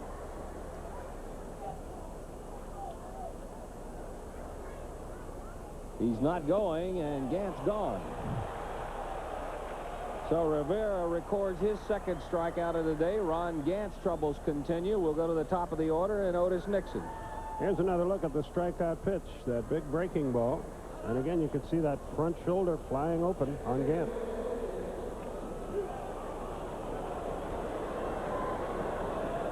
Nixon singled to lead off the game. Stole second, went to third on a wild pitch, came home with the first run of the game.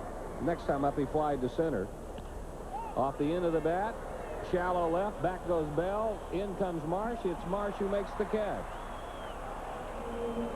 So the Braves get a base runner here in the fifth, but come up empty. We're halfway home. Phillies lead it, 7-2.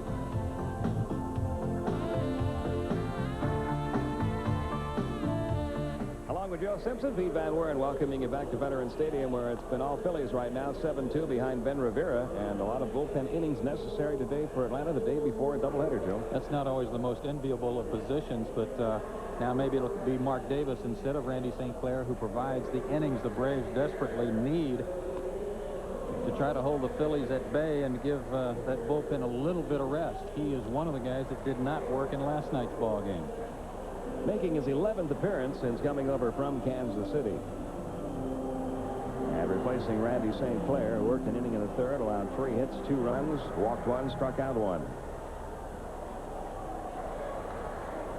The catcher, Todd Pratt, leads things off for the Phillies. He had a big 2-run single. That was the hit that knocked Tom Glavine out of the box back in the third.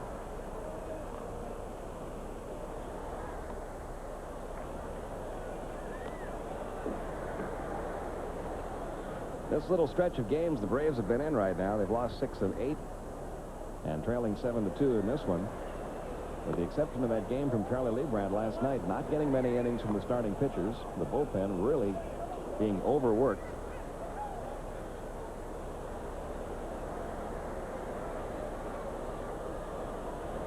And not exactly what you wanted to have happen today with that twin bill staring you in the face tomorrow with the 10-man pitching staff tomorrow. They're going to make that roster move for one day as they submit the 25-man rosters for postseason play.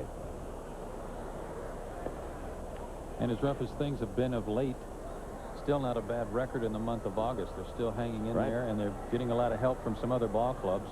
Lately, it's been the Mets. Well, it's now 3-1 on Tom Pratt. It'll be Tom Marsh, then Juan Bell after Pratt.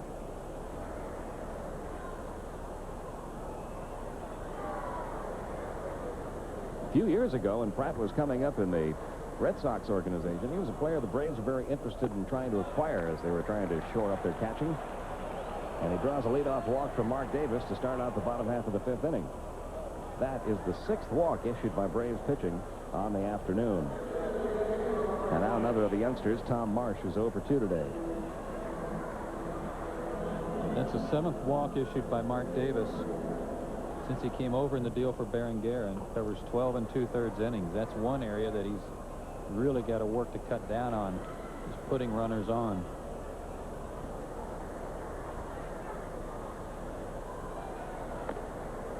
And he starts out Tom Marsh with a fastball high and away, ball 1.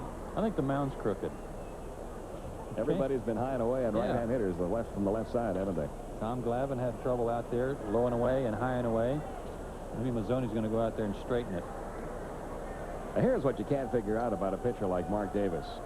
When you go back to that '89 season when he won the Cy Young Award, winning 4, saving 44, ERA 1.85, he worked 92 and 2/3 innings for San Diego that year, issued only 31 walks. The year before that, 98 in the 3rd innings, issued only 42 walks. Then all of a sudden, 1990 Kansas City, 68 innings, 52 walks. Last year, 62 innings, 39 walks. And that number you just gave since coming over to Atlanta. Where does a pitcher lose his control overnight like that? That's a question that the Royals weren't able to answer. Maybe the Braves can figure it out. Right up the elevator shaft. And Damon Berryhill is going to have a play on it. One gone. And that'll bring up Juan Bell. Tough play. Everybody else on the diamond's wearing sunglasses because the sun is directly overhead. You can check out the shadows, too. Davis didn't even know where the ball went. Look at that. He's straight up, and he's looking for some help. Good thing Berryhill saw it. So one gone. The runner still at first. Now Juan Bell, who has struck out and flied to center, leading off the 3rd and 4th innings. In fact, Braves pitchers got the first 2 outs in both the 3rd and the 4th innings, then gave up 4 runs in the 3rd, 2 runs in the 4th. A ball and no strikes to Juan Bell.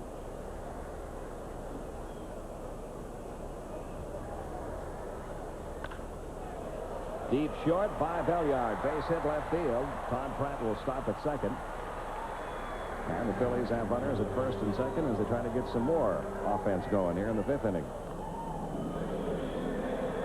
That'll bring up pitcher Ben Rivera, who struck out and grounded out to second. Probably up there to punt here.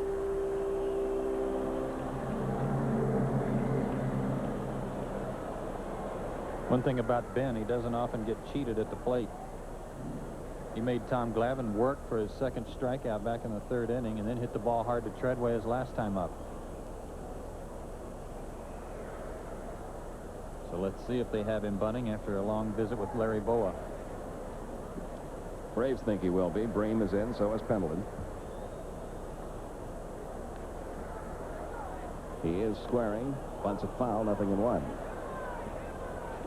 Well, let's see. We had Bob Arrow pitching relief for Philadelphia yesterday. His dad played in the NBA. Today, the Braves face Ben Rivera. He's 6'7". First game of the doubleheader tomorrow. The Mets are going to start Eric Hillman. He's 6'10". Undecided second game. Maybe Patrick Ewing, huh? I wonder how Ewing's cut fastball is.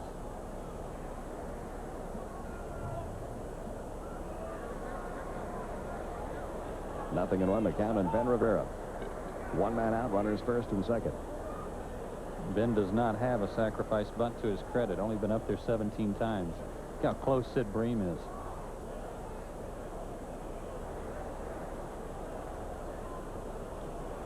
You've got a catcher with not a lot of speed, Todd Pratt, down at second. So if he bunts the ball a little too hard, you might be able to get a play at 3rd. Look at Sid on top of him. And he missed the breaking ball, trying to bunt it. The count 0-2. Rivera thought he had pulled back.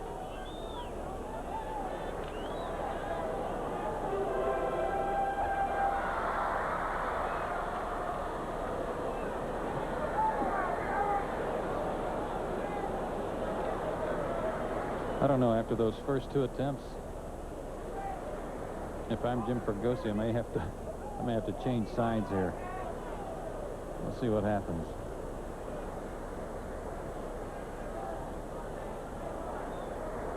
He is squaring again. And he gets the bunt down, but foul. That's a strikeout for Mark Davis. And that's out number 2. Here in the bottom half of the 5th inning. We'll go back now to the top of the order and Stan Javier, who has scored 3 runs in this ball game. He has walked twice and singled. He has stolen a base.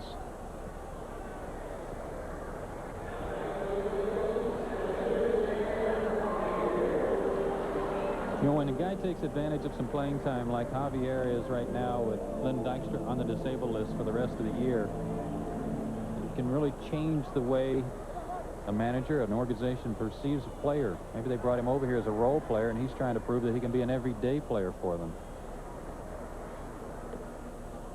And if they can't figure out a way to get him in here as an everyday player next year, perhaps some other organization would see that, especially with expansion coming along. 1 ball, no strikes, and Javier.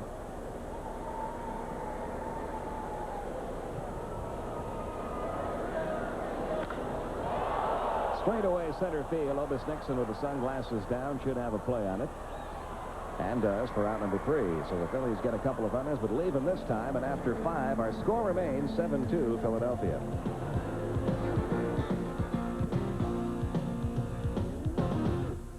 Deion Sanders enjoying the antics of the Philly fanatic, but not perhaps the antics of the Philadelphia Phillies, who lead this ball game 7-2. Checking some other scores, St. Louis has taken a 1-0 lead. That's Cormier pitching for the Cardinals against Hershiser. San Francisco trailing the Cubbies 1-0 behind Trevor Wilson against Bollinger. Montreal 1-0. Pittsburgh at San Diego a little bit later, as is Cincinnati at New York tonight. In the American League, a home run for Joe Carter. For Toronto, they lead Milwaukee after 5. Minnesota has a lead over New York. Kansas City and Detroit just getting underway, and Boston and California a little bit later, as is Cleveland at Oakland, Baltimore at Seattle, and Chicago at Texas. We are moving to the 6th inning. Deion Sanders, Terry Pendleton, David Justice do up against Ben Rivera. So far has held his former teammates to just 4 hits. And a couple of runs, enjoys a 5-run lead right now. Deion Sanders 1 for 2. He drove in a run with a single in the 3rd. And the count 0-1 on Deion.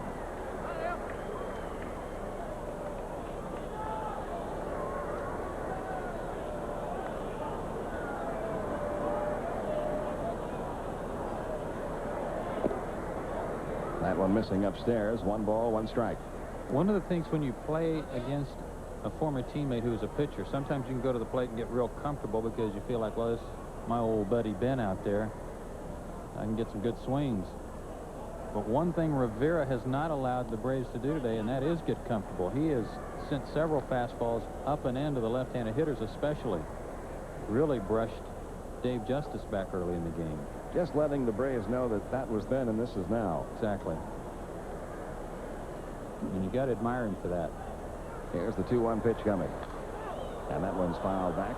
The count 2-2.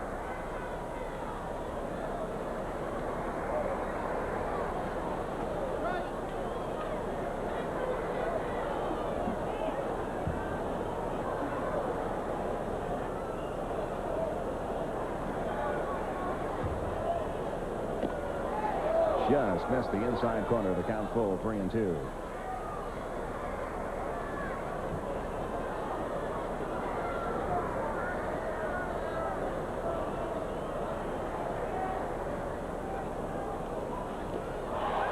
Gets away from Pratt. Deion heading down to first, but Pratt's going to throw him out. And that's the 3rd strikeout of the game for Ben Rivera. 2nd time he's gotten Deion Sanders. Another good breaking ball, too. He struck out Ron Gann on a 3-2 breaking ball. Gets Deion with that one. Nice stop by Pratt. So with 1 out, Terry Pendleton steps in. Terry 0 for 2, a couple of ground outs. His ground out to 2nd in the 1st inning drove in Atlanta's 1st run.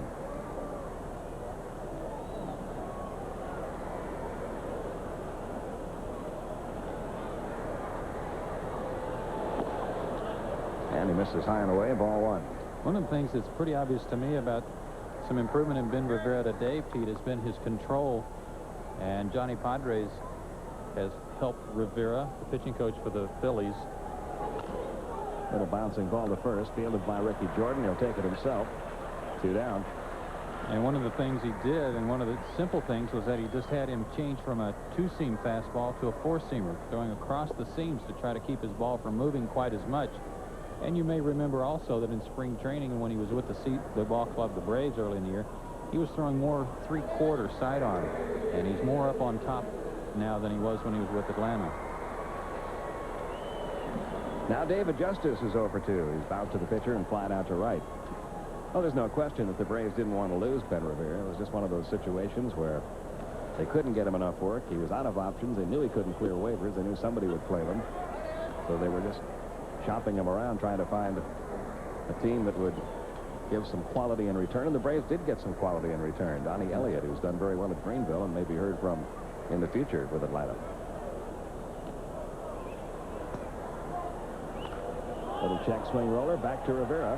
Juggles it a bit, but throws out Justice, and it's a very easy inning for Big Ben. 1, 2, 3, go the Braves in the 6th. After 5.5, still 7-2 Phillies.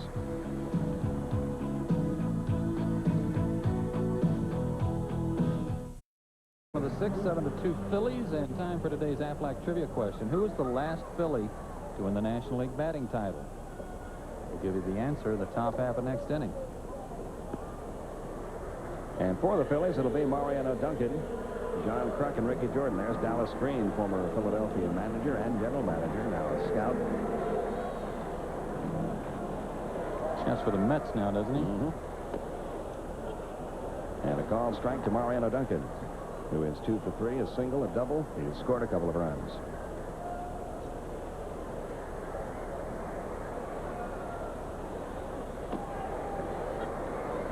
Nothing in 2, the count on Duncan. Mark Davis working his second inning. Tom Glavine started, worked 2 2/3, and was roughed up. 5 runs, 4 hits, 4 walks. St. Clair worked an inning in the 3rd, allowed 2 runs, 3 hits. And that takes care of Mariano Duncan. Mark Davis has his second strikeout. 1 gone in the 6th, and John Kruk will be the hitter. Kruk has walked twice and grounded out, still without a hit in the series. He's 0 for 9 in the series. And 12 consecutive at-bats, the longest he's gone all year without a base hit.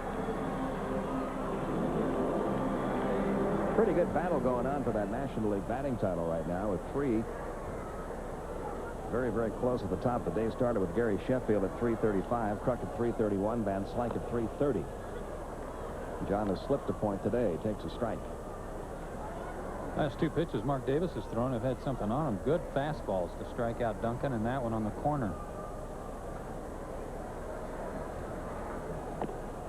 That one missed upstairs. 1 ball, 1 strike. Kruk, the most sociable hitter in the league. He's talking and chatting throughout every at-bat. And a home run cut there. Didn't get the breaking ball. 1 and 2. Almost hurt himself on that swing.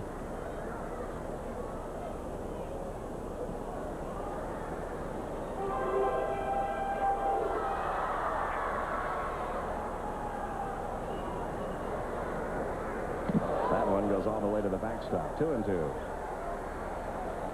See, I like that. Personally, I mean, I don't mind that he threw one to the backstop simply because he was ahead in the count. Keep some guys honest. Make them realize that you may be just a little bit wilder than they thought.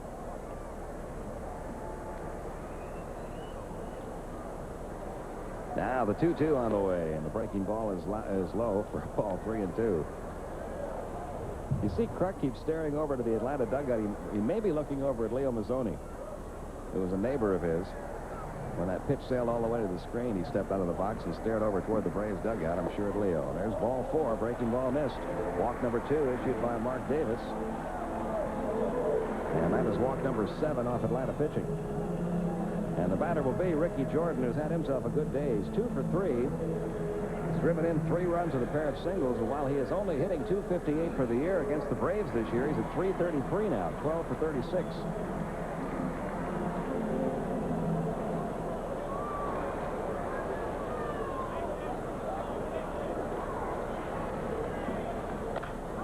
He's 3 for 4. And the ball gets by Otis Nixon. Kruk heading for 3rd. Heading for 2nd now is Ricky Jordan. The throw there. He's in there safely. Runners at 2nd and 3rd. Otis trying to make a shoestring catch. Have that ball skip off the heel of his glove, perhaps. Boy, Jordan was ready for the fastball. Scorched it. Nice effort by Otis, and he just couldn't quite keep it in front of him. Good backup by Justice, who made a strong throw to 2nd and almost got Jordan down there.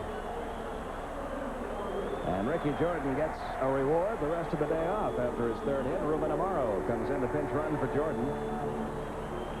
Ricky gets a nice hand as he leaves the field after a 3 for 4 performance. The batter will be Dave Hollins. Runners at 2nd and 3rd, 1 man out. Hollins has singled, walked, and struck out. And they're going to walk him. This will be the 8th walk given up by Braves pitching.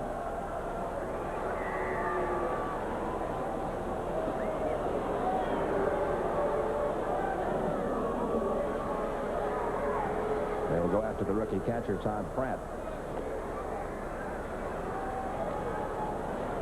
Well, it's pretty obvious that the Braves can't allow any more runs to score if they're going to have any chance at all to catch up. Ben Rivera has been too tough today. He's allowed only 4 hits.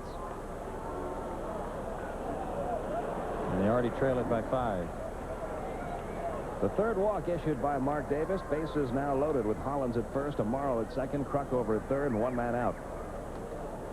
Pratt, a 2-run single back in the third. He's also into a double play, and he's walked. And no activity in the Braves bullpen. This is Davis's inning. Infield's going to play in at first, about halfway at third, double play, that's second and short. Breaking ball for a strike, 0-1.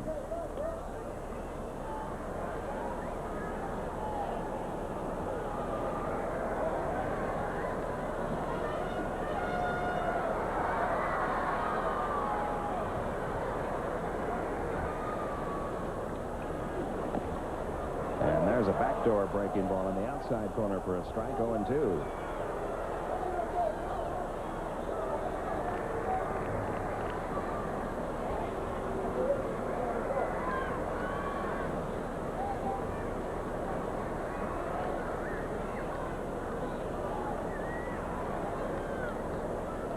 Now the 2-strike pitch to Pratt. Ground ball left side. Belliard can't get it. Base hit. Kruk scores. Amaro around third heading home. Here's the throw home. It's out in front of home plate. The throw goes to third. Now safe there.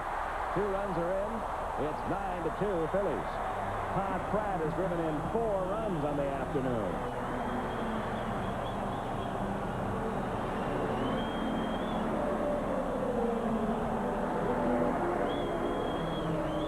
Ahead in the count, too. High fastball, tried to run it past him, and Pratt had just enough on it to get it past Belliard. His second 2-run single of the afternoon. Sanders' throw well off the mark. Berryhill did a good job just making that play close at third. So the runners are at the corners now. Still only 1 out. 9 runs, 10 hits now for the Phillies. And here's Tom Marsh, who's 0 for 3. Out of play, 0-1. I like the way that Dave Hollins plays, too. Even though his ball club has got a big lead, he's still trying for that extra base and made it on the wild throw by Sanders. Well, his teammates will tell you he's just one of those old-fashioned, hard-nosed, grinded-out kind of players. Gives you 100% effort every day.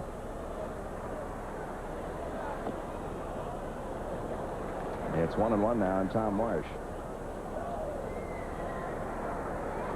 One of only 3 players in the Philly lineup without a hit. Kruk doesn't have one, but he's walked 3 times. Marsh is 0 for 3, and the pitcher, Ben Rivera, is hitless today. This one fouled off. A ball and 2 strikes on Marsh. 9 runs, 10 hits for the Phillies. 2 runs, only 4 hits for Atlanta.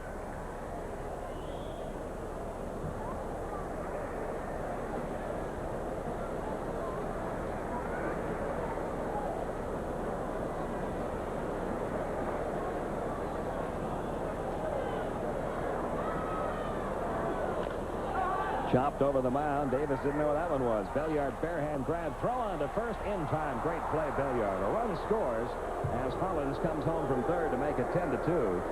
But that was the only chance Belliard had.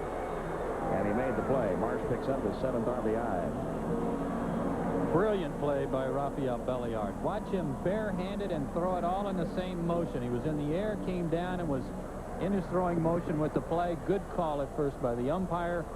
And an outstanding play just to get the out by Rafael. Pratt advancing to second. Coming home was Dave Hollins to make it 10-2. And now the batter is Juan Bell, who's 1 for 3. All the way to the backstop, this time with a runner on. And Pratt moves over to third. And that's not a good time for that one. No. We'll have Hal Galima check on something for us. The Phillies have scored 23 runs off Braves pitching in this series. I wonder how long it's been since the Braves have given up that many runs in a 3-game series. We'll let you know as soon as we track it down.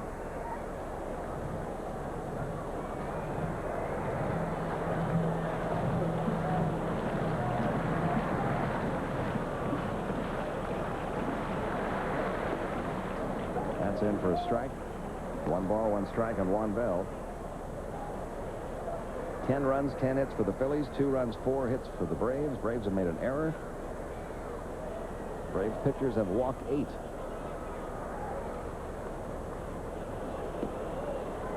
Took something off that breaking ball, caught the inside corner. It's 1-2. And something about their rallies today, too. They got 4 runs in the 3rd inning after 2 out. They got 2 runs in the 4th after 2 out. And they have 3 runs here this inning after the leadoff hitter struck out. Strike 3 call. Bell knew it.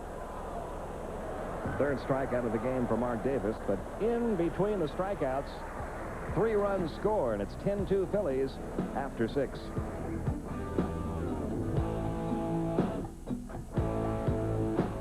Now for the answer to our Aflac trivia question. Who was the last Philly to win the National League batting title? Pete picked Richie Ashburn. I picked Gary Maddox. The winner is Richie Ashburn.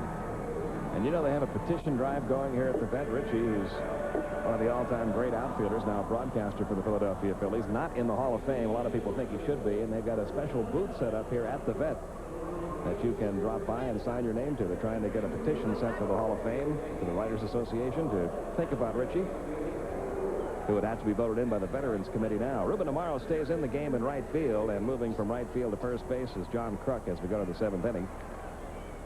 Braves down 10-2, and Sid Bream will lead off. He's 0 for 2. He's grounded out to second and fly to center. The last time a team scored this many runs against the Braves in a 3-game series, you have to go all the way back to June 26th through the 28th, when the Cincinnati Reds swept Atlanta, scored 25 runs in those 3 games. Phillies have scored 23 in these 3 games. It won't be a sweep, of course, since the Braves were able to hold on and win last night. Into center field, Javier battling that sun out there. Puts it away. 1 pitch, 1 out in the 7th. And Damon Berryhill will be the batter. Mark Wohler's throwing now in the Atlanta bullpen.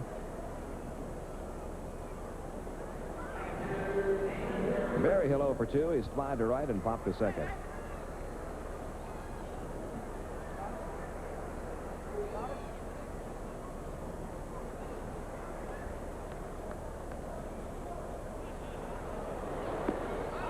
And a strike in the inside corner, 0-1.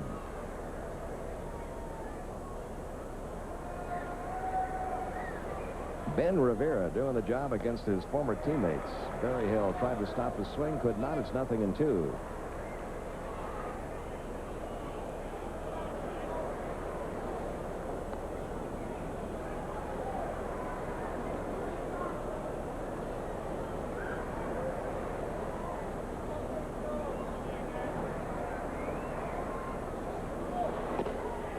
Wow, he's still got a little pop in here in the 7th inning, too, doesn't he? He sure does. 1 ball, 2 strikes.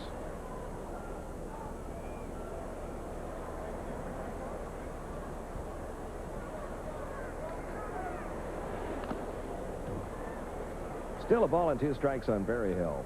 The thing about his delivery, now that he's coming more over the top than he was at the beginning of the year, is that he can still drop down there anytime he wants, say on a right-handed batter, to try to get them to flinch a little bit if he wants to run a breaking ball away from them. You know, it's funny about the whole situation with him. First, the 1-2 pitch to Berryhill. That missed downstairs, 2-2. Remember, in spring training, one of the reasons the Braves were so impressed with Rivera is that they were saying he was coming more 3/4 and not as much over the top as he used to earlier in his career, and it was giving his ball more movement, but it was affecting his control. His control was not as sharp. So when he came back to the Phillies, they've got him going back more over the top the way he used to pitch. And the effectiveness is obvious.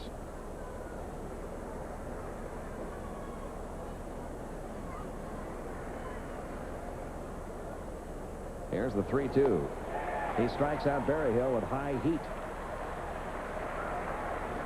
And that is his 4th strikeout. 2 gone in the 7th. He is now retired. 7 in a row. And the batter will be Jeff Treadway, who had the last hit off Rivera, a leadoff single back in the 5th.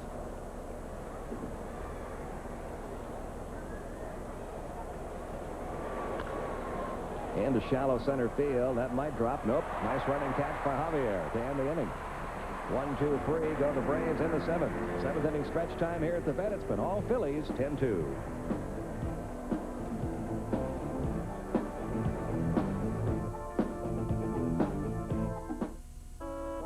Willie Mays. Up tonight on TNT, live from the Georgia Dome, our NFL preseason special. Bob Neal will be your host for that. And don't forget, regular season coverage of the NFL begins next Sunday on TNT. It'll be the LA Raiders and the Denver Broncos, 8 o'clock Eastern time. Gary Bender and Pat Hayden will have all the coverage for you. That's 1 week from tonight. And don't forget the stadium show tonight to preview the upcoming NFL season, all on TNT. Some changes for Atlanta as we go to the bottom half of the 7th inning. Terry Pendleton given the rest of the day off. Mark Lemke takes over at third base. And we have a new pitcher, right-hander Mark Wohlers. His 17th appearance overall, his second since returning from Richmond. He replaces Mark Davis. Davis worked 2 innings, allowed 3 hits, 3 runs. 3 walks and 3 strikeouts for Davis. Well, we'll see if Wohlers can put a stop to this. Phillies have played no favorites today, scoring 5 off Glavine, 2 off Randy St. Clair, 3 off Mark Davis. And leaving the rest up to this man, Ben Rivera, who has held the Braves to 2 runs and 4 hits. He's 0 for 3 at the plate.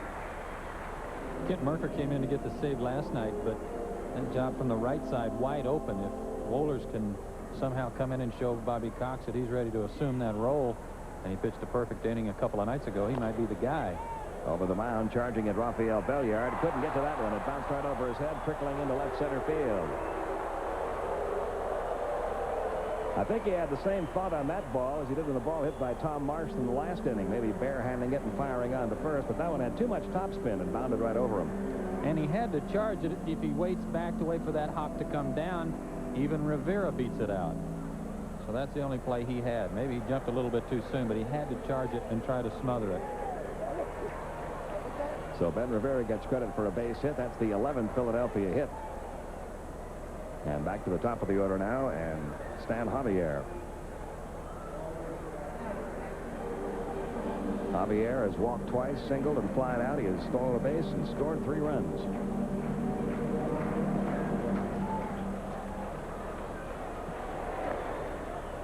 Wohlers missing high, ball 1.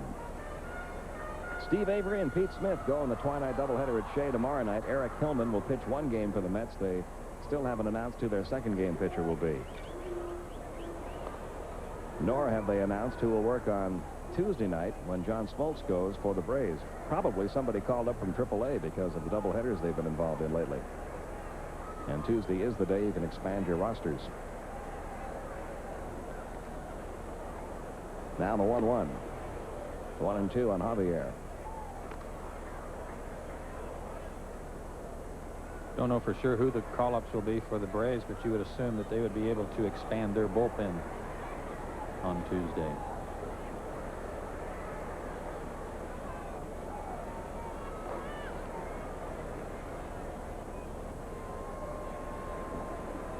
Now the 1-2 coming. Upstairs, 2-2. Sid Bream at first base playing behind Ben Rivera, giving him a little grief. Every time Ben gets his lead, he's standing right behind him, chewing him out for the job he's doing on the Braves today, but slapping the glove, and then the last pitch, he slapped Ben on the backside. The next pitch to Javier is fouled away. It's still 2-2.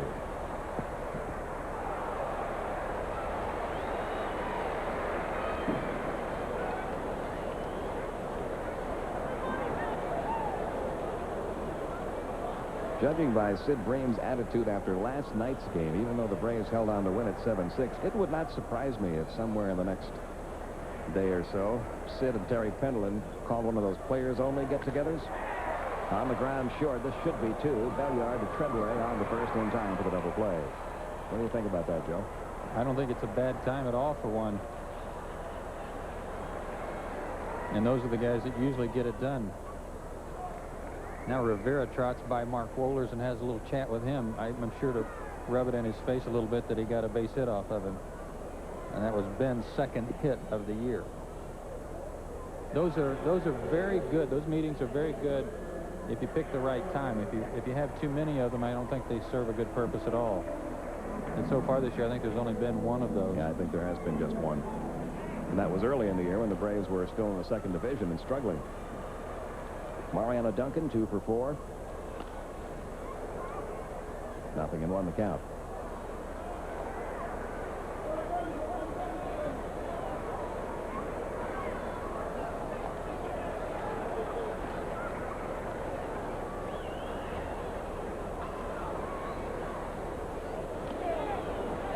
quickly it's 0-2 on Mariano Duncan. So far this inning, Phillies having a little trouble getting around on Mark. And he's throwing strikes.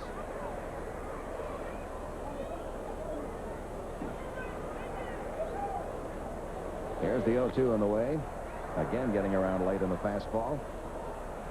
Still 0-2 on Duncan.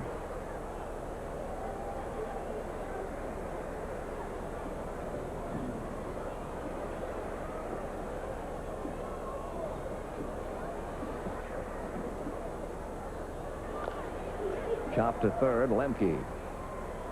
Across to Bream, and that'll do it for Philadelphia in the 7th. So a good inning for Mark Wohlers. The Phillies kept off the board, and after 7 complete, still 10-2 Philadelphia.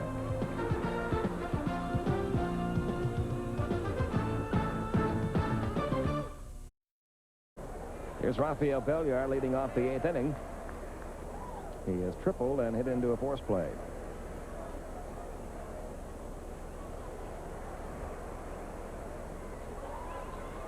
And these two guys were pretty good buddies when Rivera was an Atlanta Brave. That caught the inside corner, 0-2. Rivera's retired 9 straight.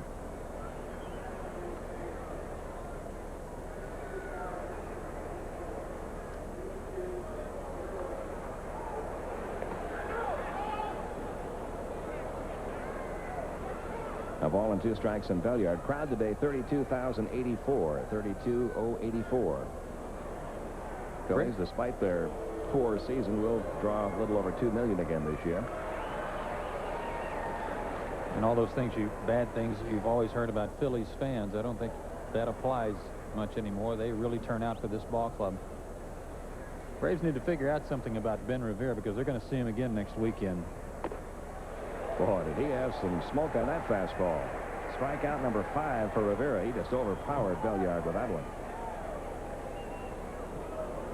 This is referred to as high cheese. And I'm sure Belliard thought it smelled. Well, now Mark Lemke bats for the first time, a .243 hitter with 5 homers and 20 RBIs. You're right about that, Joe. It'll be Ben Rivera probably Friday against the Braves when the Phillies open up that series. That'll be the next day he's due to pitch. Friday or Saturday. I don't know if they have an off day on Thursday or not. Let's see. Yeah, they are off Thursday, so probably Saturday we'll see Rivera again.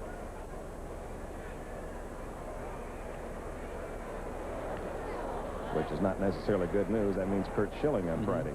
Yeah, that means he missed Mulholland. I guess that's the good side. But the way Rivera's pitching right now, he's been the most dominant. And he's ahead in the count on Lemke, 0-1. Mulholland pitched very well the first game of this series after giving up 3 runs in the first inning, but he didn't strike out a batter. Even count, 1 ball, 1 strike on Mark Lemke.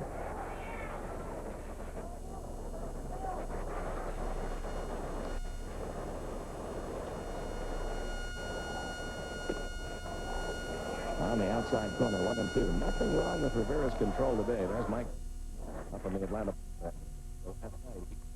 Came out of the game, allegedly a sore shoulder, but yeah, he took himself out of the ball game, so I guess he's all right. that one bounces up there, 2-2.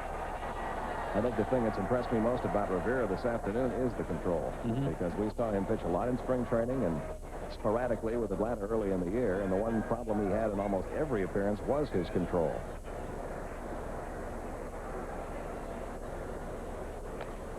On the ground out toward Mariano Duncan. Over to Kruk at first. Lemke retired, and the beat goes on for Ben Rivera. 11 in a row he has set down. Just looking at his numbers, comparing them total to when he was pitching with Atlanta, Pete, he walked 13 batters for Atlanta in 15 innings. So, yeah, I'd say that's a marked improvement. And with the Phillies, he has now walked 20 batters in 58 innings.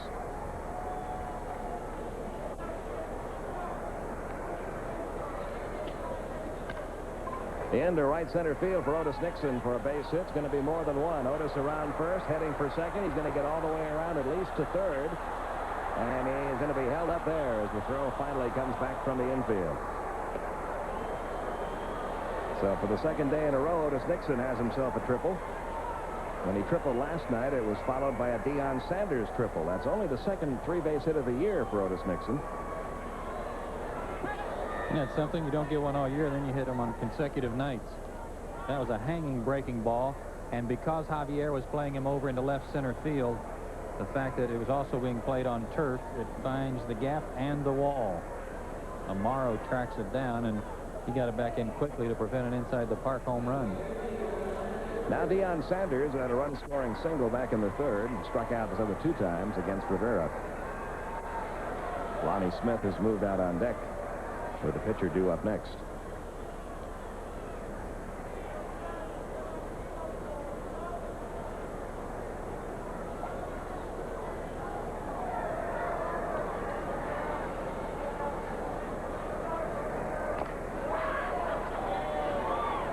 That hurt. You could hear Deion screech all the way up here. If that hit off the top of his right foot, it's an unbelievable amount of compression that comes down on the top of your foot. That got the back, got the heel. And actually, that's a better spot than the top of the foot. Rivera's thrown him some fastballs today, but he's kept him in on his hands. Here's the 0-1. Another one in on his hands, and Deion can't run. Deion falls down in the batter's box. He might have hurt himself a little more seriously than we thought. He's holding his side, Pete. Side this time. Jeff Porter coming out to help Deion Sanders, and this has just been a miserable afternoon for the Braves. This is reminiscent of Barry Bonds when he had to come out of the lineup for the Pirates when he injured his side. Deion being helped off the field.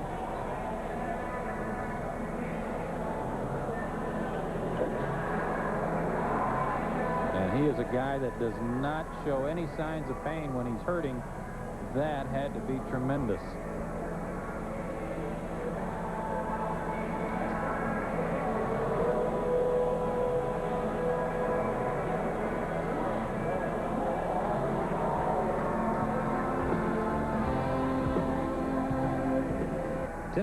To Philadelphia. Let's take another look at that swing by Deion to end the inning.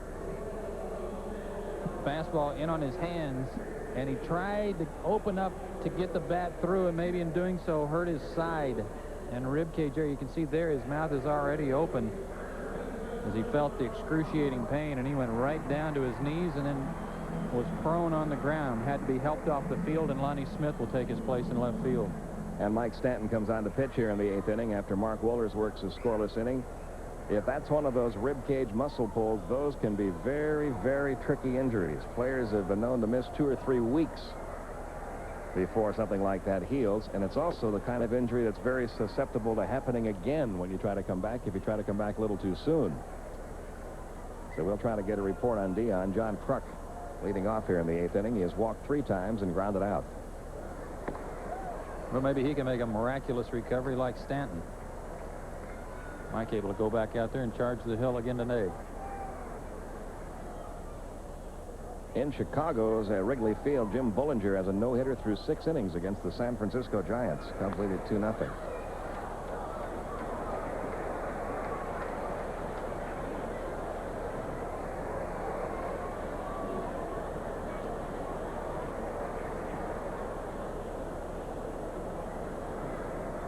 Another good inning of work for Mark Wohlers. Throwing strikes, gave up that infield hit to Ben Rivera, but also got a double play. Deep to left field, Lonnie Smith going back into that corner and has no play. Somebody in the seats made a good play. The guy in the Oriole shirt. Sort of looks like Boog Powell, doesn't it? Yeah. Still 0-2 on John Kruk. Boog might be watching from down in Key West. He catches quite a few of our games.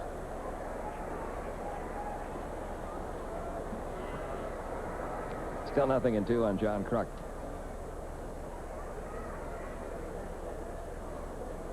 Ruben Amaro waiting on deck.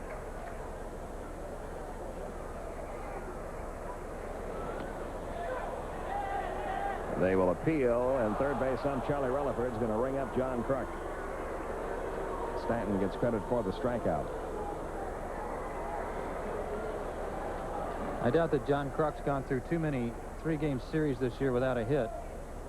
But he'll go 0 for Atlanta in this series. 0 for 10.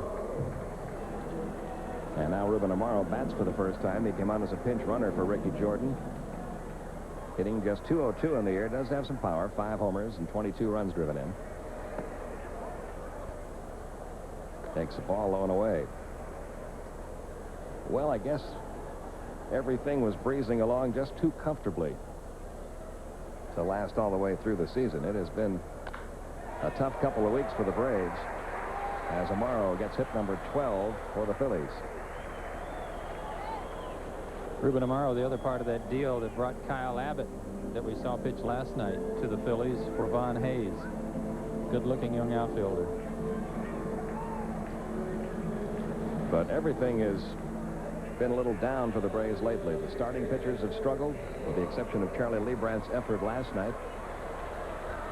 For the last week or so, offense hasn't been doing too much. And maybe things will get better tomorrow.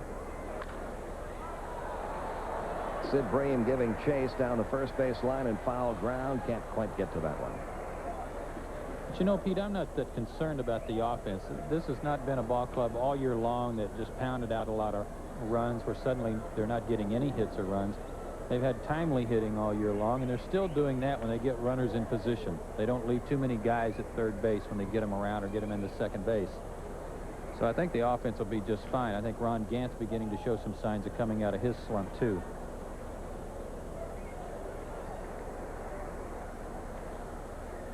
The area of concern, the biggest area of concern, remains the bullpen. That's been the case since opening day. You really don't feel like the starting pitching is going to stay in its slump for too long, not with the quality of arms on this pitching staff. But that number right there, close to an ERA of 5 the second half of the season. And with Alejandro Pena out, somebody needs to step forward to claim that closer's role. Well, and in defense of the starting pitching, too, lost 4 in a row. They got 4 starts from guys that didn't have any of their best starts of the year, certainly. But that's the first time that's happened all year, where 4 in a row were knocked out of a ball game, you know, as early as the 6th inning. And I don't think that's anything to panic about. Well, this kid's had himself a good day.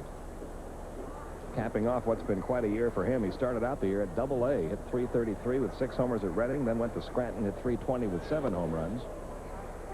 And now today, they sit down Darren Dalton, one of the best RBI men in the National League, and put in a rookie catcher, Todd Pratt, and he drives in 4. Dalton and Sheffield started the day tied with 91 RBIs apiece. Tied for first in the National League. Treadway was off the bag. He'll have to throw him out, and does. And that'll be all for Philadelphia in the 8th inning. We go to the 9th. It's been all Phillies.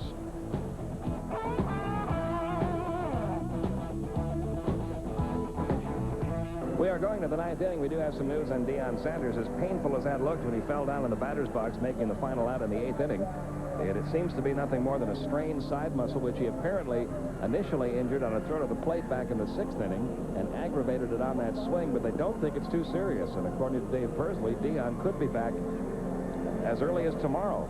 Here's that throw he made to the plate. Remember, it was a wild throw up the first base line.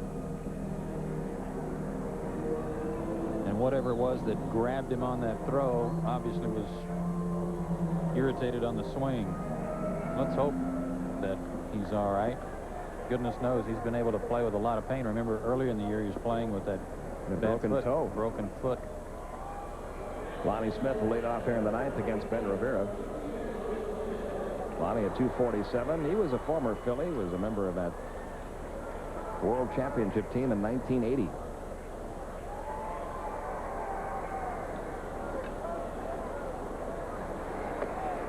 And he takes a strike from Ben Rivera.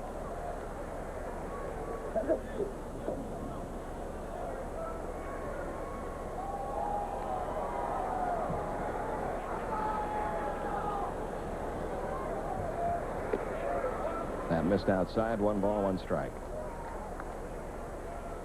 It is always gratifying. Don't believe that players don't think about this. Always gratifying if you get traded away from a ball club and you're a pitcher to come back and pitch a game like this against your former team. Or to get a big hit. You know that Jerry Willard was upset the other day. That game was rained out with Montreal. He was going to start at first base, and he wanted to try to do something good against his old ball club. Strike in the inside corner, 2-2. Lonnie didn't care for that call.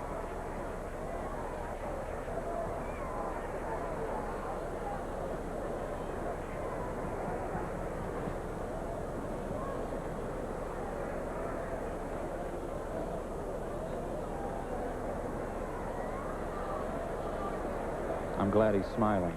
Me too.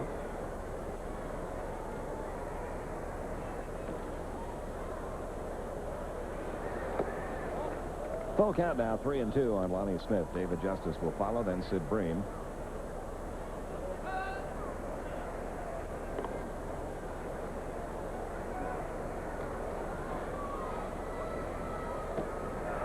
That takes care of Lonnie Smith. And that's a half dozen strikeouts now for Ben Rivera. 1 out in the 9th inning. The batter will be David Justice, whose 8-game hitting streak is in jeopardy. He's 0 for 3. Jim Bullinger's no-hitter is now through 7 innings against San Francisco, with the Cubs leading 2-0. Ben Rivera's one complete game this year with the Phillies came against the Mets. He won the game 6-2, went 9 innings, gave up 7 hits and 2 runs that day, and struck out 8. And walked only 1. He's really only had one really bad start. That was against Cincinnati the second time he faced him.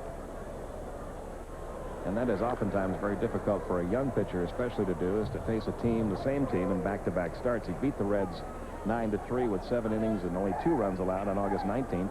Then he went right back out there on August 24th against Cincinnati and got knocked out in the 3rd inning. Well, maybe that's a good omen, yeah. Good omen for next weekend, huh? That's a pretty impressive line.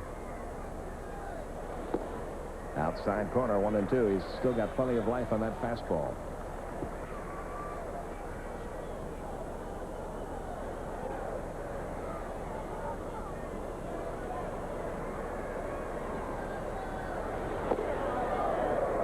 And that's something that you were talking about earlier. He's been doing all day. Ahead in the count, he's been letting the hitters know that I'm an enemy now. I'm wearing Phillies red now, not Atlanta Brave red. Here's the 2-2. Missed upstairs. Full count, 3-2 on Justice. And he is still just airing it out. Still has a lot of life on his fastball. He's not allowed more than 1 base runner in an inning since the 3rd, and that was the last inning the Braves scored. He has not walked a man today, but he's 3-2 now on Justice. And there's the first walk of the afternoon issued by Ben Rivera. And I think that's the first pitch that you might question all day. First real mistake. 3-2. Why would he, with a 10-2 lead, throw Dave Justice a breaking ball? And some activity now. That's Mike Hartley in the Philadelphia bullpen. Sid Bream, the batter. He's 0 for 3.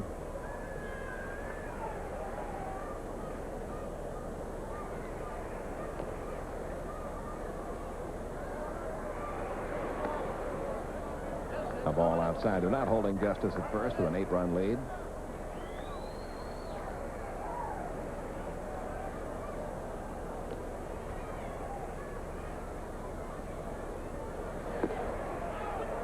One ball, 1 strike to Bream. 1 out in the 9th, 10-2 Philadelphia. Phillies are going to be up 5-4 in the season series over Atlanta, with 3 more games to go in Atlanta next weekend.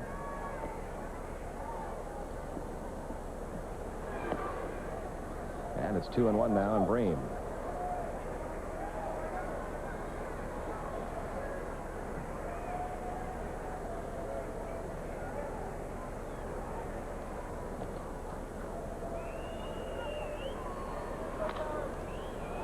That'll be out of play. 2 balls, 2 strikes.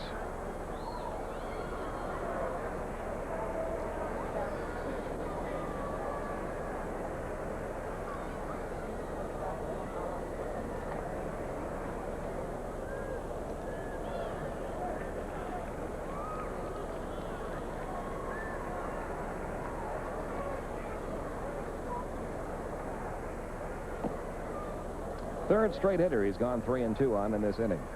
thing about the Phillies, Pete, you got to give them some credit about the way they have gone about their business here at home against Atlanta. Certainly a loose bunch swinging the bats. And as we knew, they had the capability of scoring runs, leading the National League in that category. Chop towards second. Duncan has it. He'll get the force down at second. The throw on to first. High throw. Pulls Kruk off the bag, so Brain becomes the runner there. But now there are 2 outs in the 9th inning. Tough play for Duncan, too, battling the sun on that high chopper. And a good hard slide by Dave Justice, even trailing 10-2, forced Juan Bell to make a sidearm throw that pulled Kruk up off the bag. So now with 2 outs, the last hope for the Braves, Damon Berryhill, is 0 for 3. A fly out to right, a pop out to second, and the strikeout for Berryhill today. Those are little things managers notice, too, in a ball game like this. They watch base runners, see how they attack the opponents. And this should do it. Right side of the infield. John Kruk waving everybody off. And Ben Rivera, a former Brave, has pitched a 5-hit complete game victory over Atlanta. The Phillies take 2 out of 3 from the Braves. The Braves lead slips now to 4.5 games over the Cincinnati Reds. Final score, Phillies 10, Braves 2. Back with the wrap-up right after this.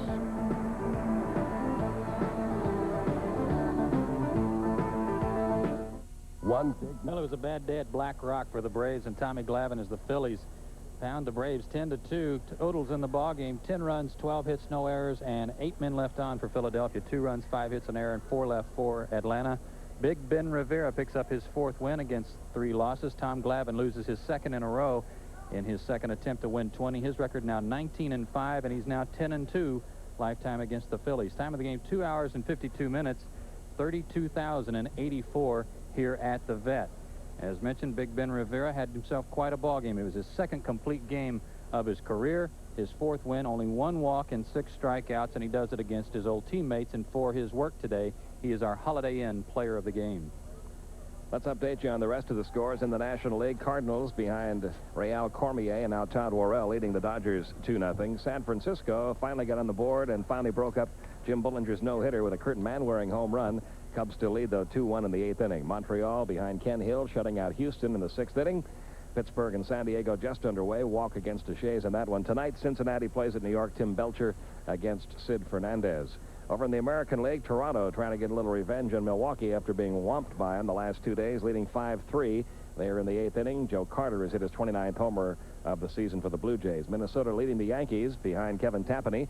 It's Kansas City 3-0 over the Tigers. They're in the 4th inning. Boston, California just underway.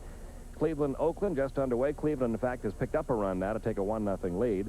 Baltimore plays at Seattle, and tonight Chicago plays at Texas. Tomorrow night, a twilight doubleheader.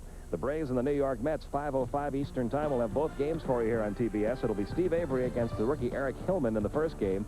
Pete Smith pitches in Game 2. The Mets have not yet announced who their starter will be in Game 2 of that twin bill. So join us tomorrow night, 5:05, for that twin bill. Coming up next on TBS, Happy Days. Until tomorrow, for Don Sutton, Skip Carey, Joe Simpson, our entire TBS crew, Pete Van Wieren from the Vet in Philadelphia, with the final today was the Phillies 10, the Braves 2. The Braves lead now 4.5 over the Reds in the National League West. So long, everyone.